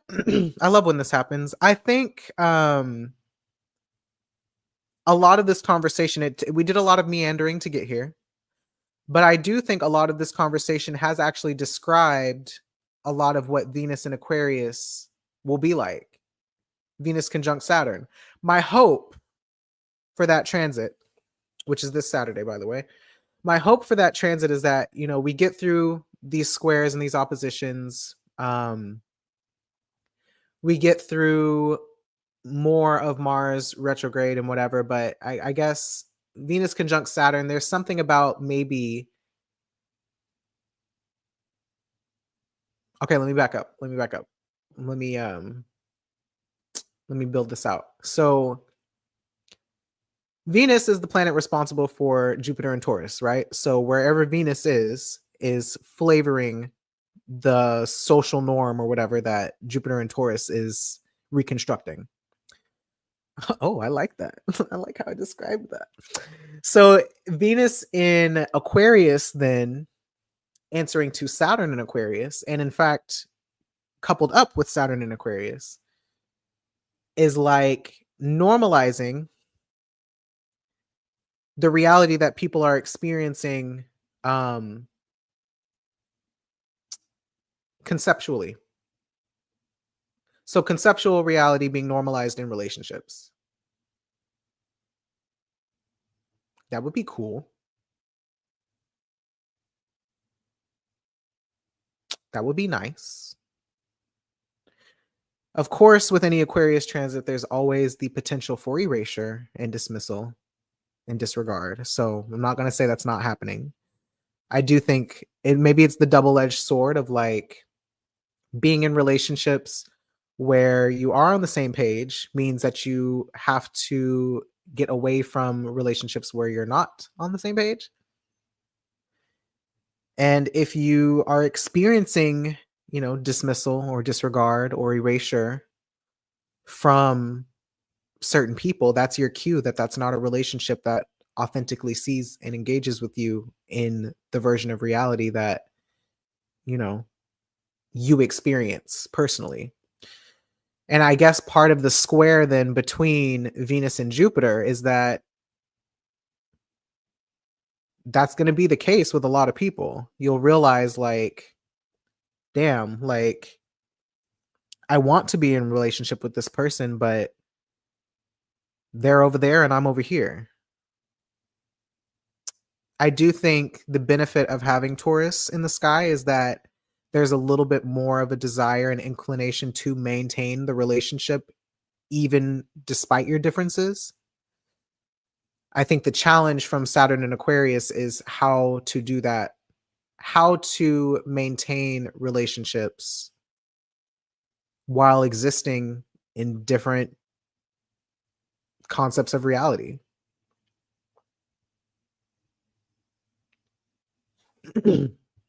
I wonder how Taurus deals with having to conceptualize relationships in a new way. Well, that's the thing. I think it's a struggle. I think especially right now with Venus and Capricorn, I think it's a struggle because there's that idea that like, this is the way it's always been. Why would we change it? And earth signs in general tend to be pretty stubborn, because there's something about the material, the tangible whatever it is that is hard to argue with, or hard to disregard. But at the same time, if I use myself as an example again, like, yeah, maybe if I wasn't passing, it would be easier to disregard me or dismiss me when I say, no, I'm a man. But now that I'm passing, regardless of what you know about my history, it's a man. Might as well call him that, right? So I do think Taurus can be kind of stubborn at first, but I do think the whole like friction of the square is like opening your mind to normalizing the new concept of relationships. It's like, I don't want to do this, but if I'm going to maintain this relationship, I kind of have to. I kind of have to change. So again, that's the benefit of having Taurus, is that you want to maintain the relationship. And then Venus, being the ruler of Taurus in Aquarius, says, okay, well, if we're going to maintain the relationship, we kind of have to reconceptualize it.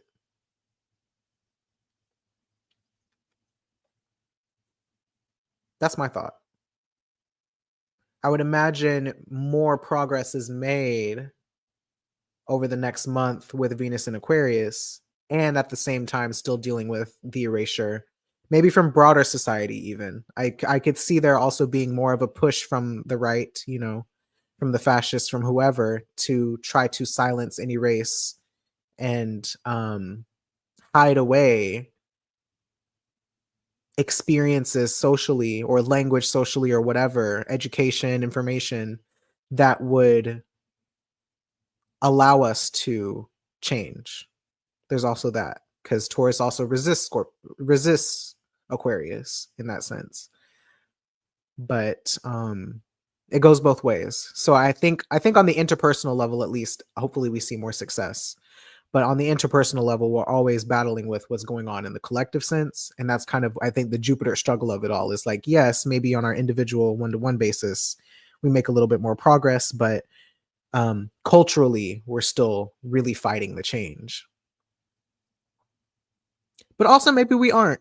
I mean, maybe it seems because the people who have power, and therefore more of the visibility, are fighting to erase, you know, with laws and politically. But on the interpersonal level, people on the fringes care about who's in the bathroom with them a lot more than the everyday person. The everyday person is just trying to go piss girl. They don't really care. So it goes back to that whole thing of like, what's visible to us is what seems like it's more pronounced than it actually is. Jupiter also has, well, yeah, actually, now thinking about the sun being in Sagittarius, ruled by Jupiter and Taurus, I think there is that exacerbated or expanded whatever thing that Jupiter does, where it makes things seem bigger than they actually are. The amplifying aspect of it, it makes it seem makes it seem bigger than it actually is, when really it's just what's being presented to us the most. So if we have more conversations with everyday people and, you know, ask them how they feel about trans people, how they feel about disabled people, like, yes, some people are still going to identify with the larger narratives of transphobia and ableism, but when you actually have the conversation and you talk through things, and you realize like people are a little bit more open to the new concept than they are to keeping things the way that they used to be, especially like the more you start to like draw the parallels and the context that the information exists in, right?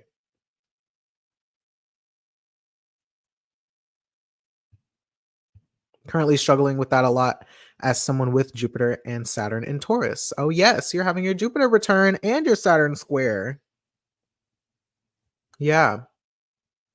I know I've definitely been experiencing it as like I mentioned earlier that I feel a lot of this in my work, because Scorpio is in my sixth house. I have Venus and Jupiter there. I'm in a Scorpio perfection. So having my Jupiter opposition and Jupiter opposite the sign of my perfection year, which is always the case. If this all sounds very high level to you, you should sign up for my Astrotherapy 101 class that I'm going to have in January. Um, but if for me, it's been like the shame that comes up around not having a quote real job, you know, 9 to 5, and being an astrologer, you know, trying to be a coach, like just trying to be self-employed in general, and how so many times this year I've either struggled to lean into my self-proclaimed professions, or I've just straight up wanted to quit and do something else because, I need to make money and I'm not making enough money to survive most of the time.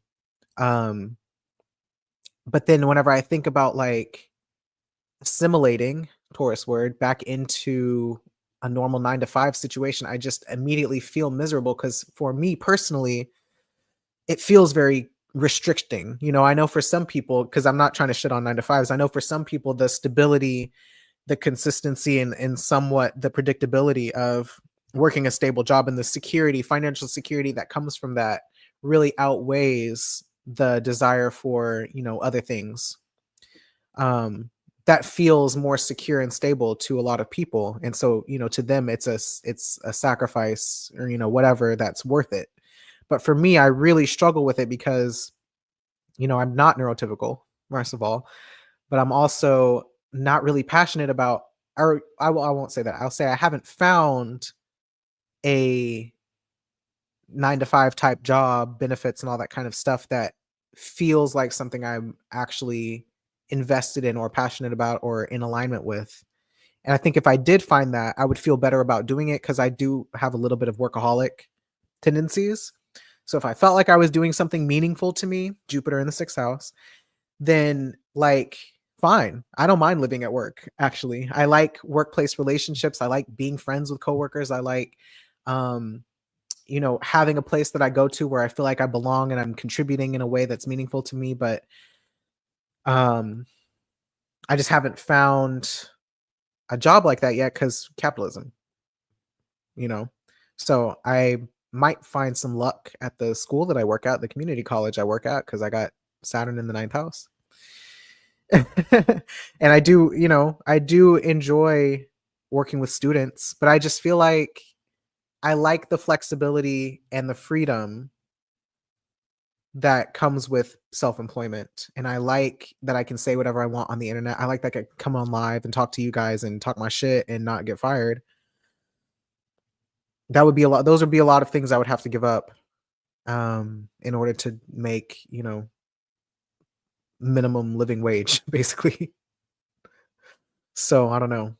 Um, but all of that to say, like, there's the logistics of that. And then there's also just like, if I'm having regular conversation with people and, you know, just trying to like hang out with people or I don't know, whatever, like I have way more time to learn things, way more energy to learn things, energy to go to the gym and lift weights for 2 hours. And I have a lot of privileges that come with having time that then it makes me feel kind of like an outsider or makes me feel a little bit or I feel like an outsider or I feel like less people to like do those things with because everybody else has to work, stuff like that. So there are ways that it ends up separating me from a lot of my relationships unless there are other people who are self-employed entrepreneur, part-time working, all that type of stuff, have other support. Um But then, yeah, whenever I like need to get my brakes replaced on my car and it costs $600 and I don't have $600, becomes a whole thing. So yeah, it's shame comes up with financial instability or insecurity in a capitalist society that says, wealthy people deserve to have rights and poor people don't. um and then you add on more things to it. It can turn into a shame spiral. But all of that to say, like, yeah, I just feel like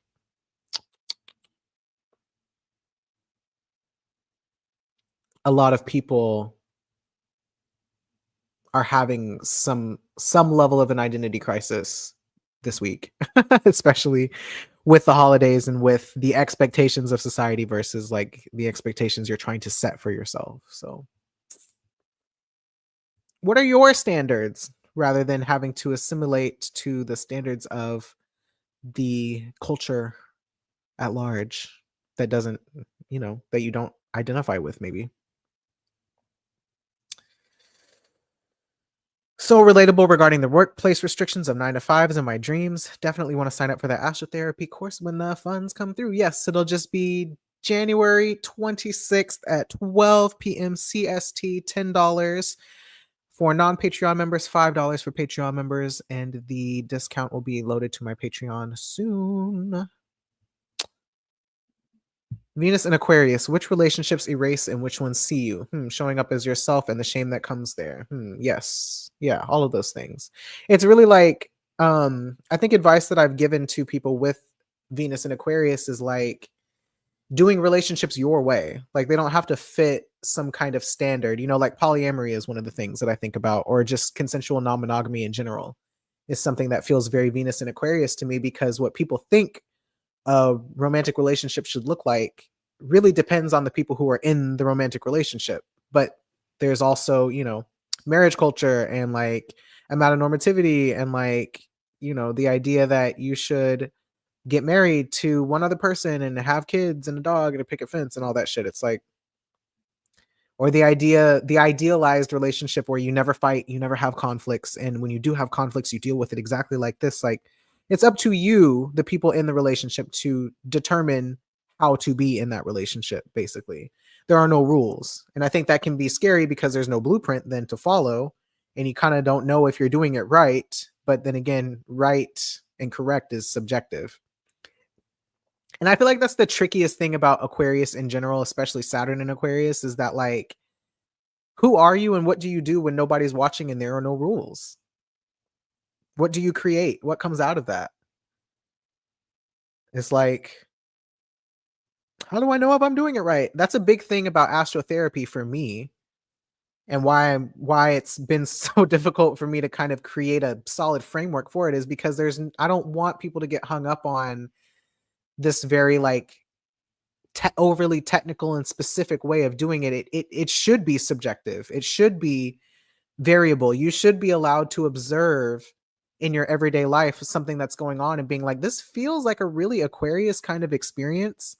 And your version of an Aquarius experience is going to be different from somebody else's. And so it's hard to trust that like you're seeing things the way that you are, but at the same time, you are seeing things the way that you are, and somebody else might not agree with that. So I don't know. I guess part of it is also like learning to trust yourself as well, and to be, as I say in my guidebook, like the observer of your own life, and to tell your own story. And I think Aquarius is good for that. But yeah, it's a struggle because there is always this question of like, am I even doing this right? So I think that also speaks to the quincunx between Virgo and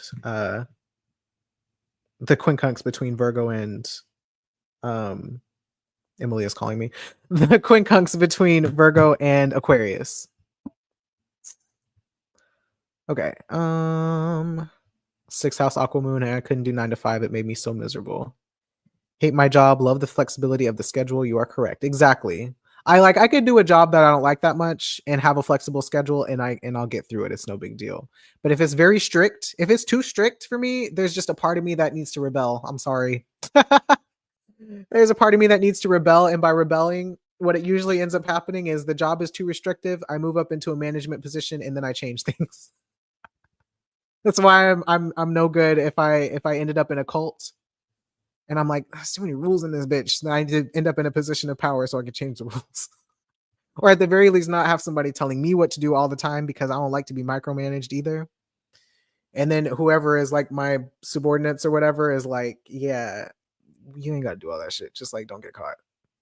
Probably shouldn't say that online if I ever want to move up the ranks in some kind of a business or whatever. But that's part of the reason why I have to be self-employed. Like if I'm telling myself what to do, then the rules can change all the time. I struggle with discipline maybe, but I can decide what discipline looks like for myself. I just need to actually follow through, which is hard to do when you don't have external accountability. The whole Leo Aquarius vibes. But yeah, anyway, love the flexibility, but also need financial stability, right?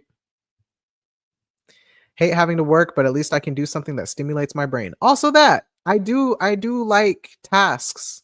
That's why I like part-time jobs, because they're usually just like, menial tasks that you feel a sense of accomplishment because you materially did a thing. And it, it wasn't just moving numbers around, or I don't know. I don't know what people in cubicles do, but I think a few of us in the comments can tell you money never stops being a problem. I mean, that's also true, to be fair. Yeah, don't let your family know you're financially unstable too. Yeah, listen, even with the full time and the benefits. That's very true. You are not wrong.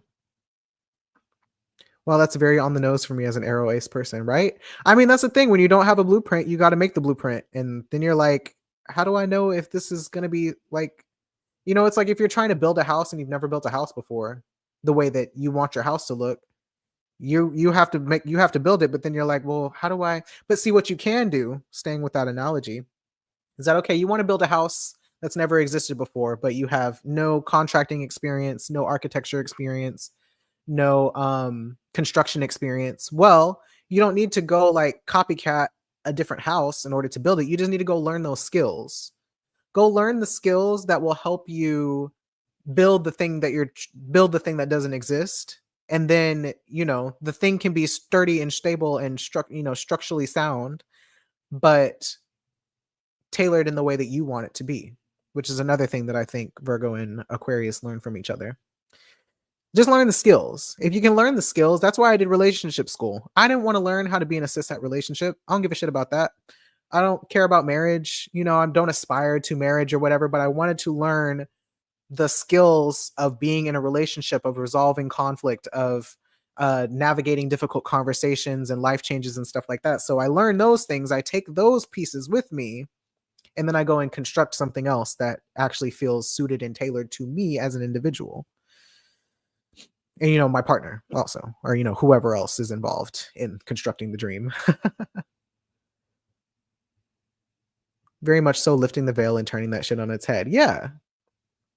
And that's the thing that Aquarius does, and all air signs really, but since we're talking about Aquarius, that's the thing Aquarius does. And actually that Mars in Gemini will probably do when it retrogrades back into Gemini, because that's happening soon too. I was reminded when I was picking a date for my workshop. Mars is going to be back in Gemini next month. So the thing that air does, and that especially Aquarius does, is it gives you perspective. And perspective just means I've been looking at this card, this tarot card, from this side of the card, from this one direction of the card, this one perspective of the card, trying to figure out what the fuck it means. And I don't know what it means until an air sign comes along, flips that bitch on its head and says, oh, well, what if you looked at it like this? From this new perspective, this new angle, and now all of a sudden, oh, Knight of Swords, this takes on way different meaning than just what I thought it was over here. That was a bar. Keep that shit. That was a bar on perspective and air signs and how they function. Just like we were talking about language earlier. If you've only ever spoken about a thing in this one way, and then someone says, well, have you tried this word? This is what it means. Now all of a sudden, what you thought was true changes. You have more options, more information to work with. Something different. And I think that's part of the whole resisting thing too, of Taurus and Aquarius. It's like, yeah, sometimes the thing didn't change. Like when we're talking about trans people, I didn't change. I changed my physical appearance, yes, which then changes your perspective on me. But like, I'm still me. I haven't changed. Just the way that you look at me has changed. And then yeah. Sometimes you just get fixated on one version of a thing. You don't allow it to become something else.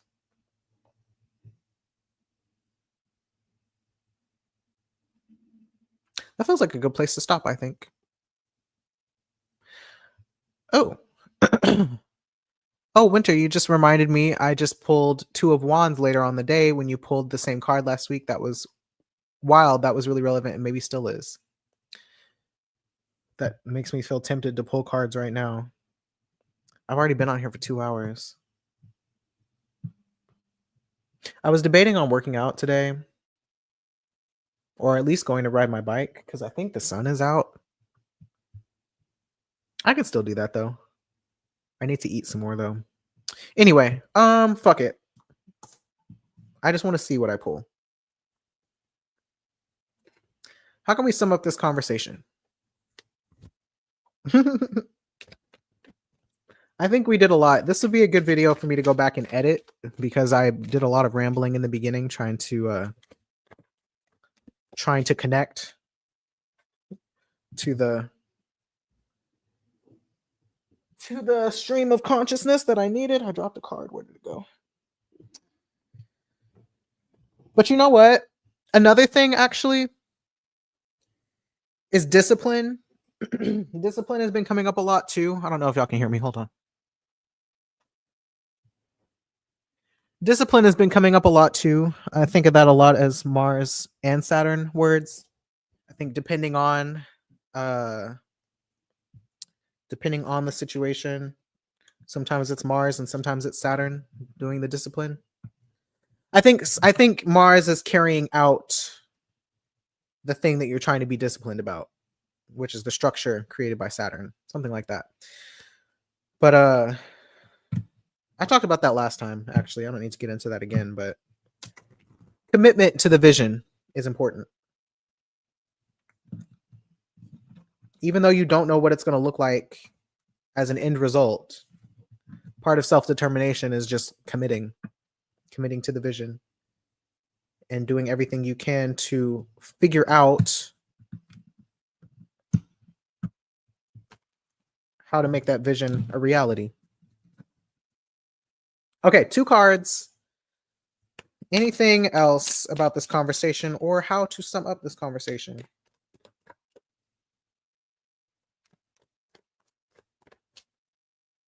If you haven't liked the video, please like the video. Subscribe to my channel.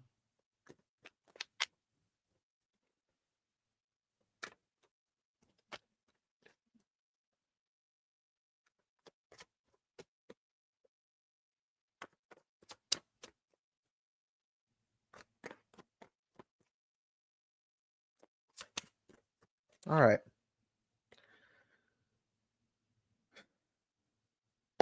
Just a final word.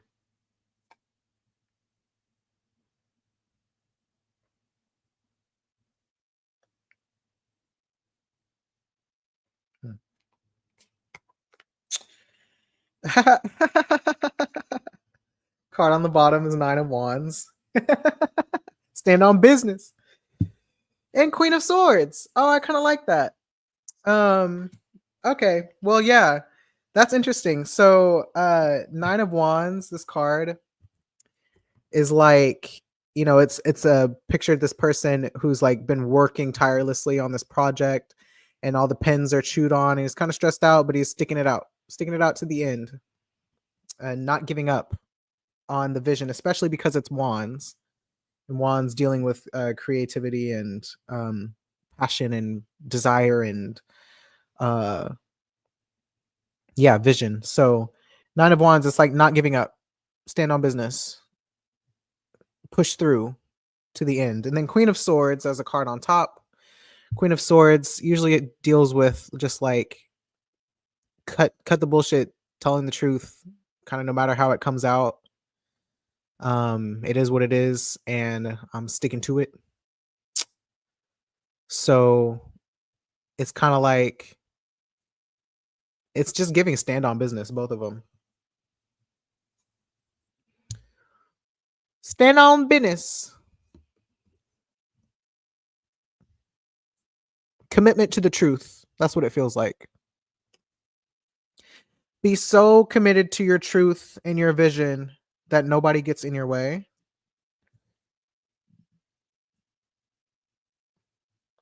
That nobody can sway you. That nobody can make you disbelieve yourself. Or make you feel like it's not possible or it's not real.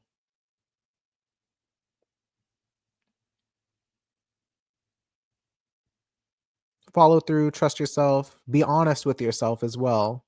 I think about what you can and can't do is part of it too. or like be honest about the outcome that you're seeking and the ways to go about doing it. But yeah, I think in general, Queen of Swords definitely is about trusting yourself and calling it like it is, calling it the way that you see it specifically. So yeah, I'm gonna keep that short. Okay, that's all. I need to go eat snacks and try to go ride my bike this evening. I appreciate you all so much. If you stayed here for the whole thing, thank you. I love other people who love long form content, and you are the reason why I keep doing this and why I show up. Um, Once again, like the video if you haven't already. Sidereal Astrotherapy 101 workshop, January 26th at 12 p.m. You can sign up where my booking link is, which I'm posting it everywhere. There will be a flyer released at some point. It's kind of ugly, but fuck it. Subscribe to my Patreon if you want a $5 discount on the workshop and on other workshops in general. There is a holiday sale. Type in the code HOLIDAY to my booking website and get 30% off of the reading of your choice. And yeah, I don't know, follow me on all the platforms and on here, and we'll talk about whatever the fuck going on next week. The time between like Christmas and New Year's is my favorite because it's just like this random dark black hole void where nobody knows which way is up. And I just think there's something very magical about that. So I will see you next week. Y'all have a wonderful evening, and cue outro music.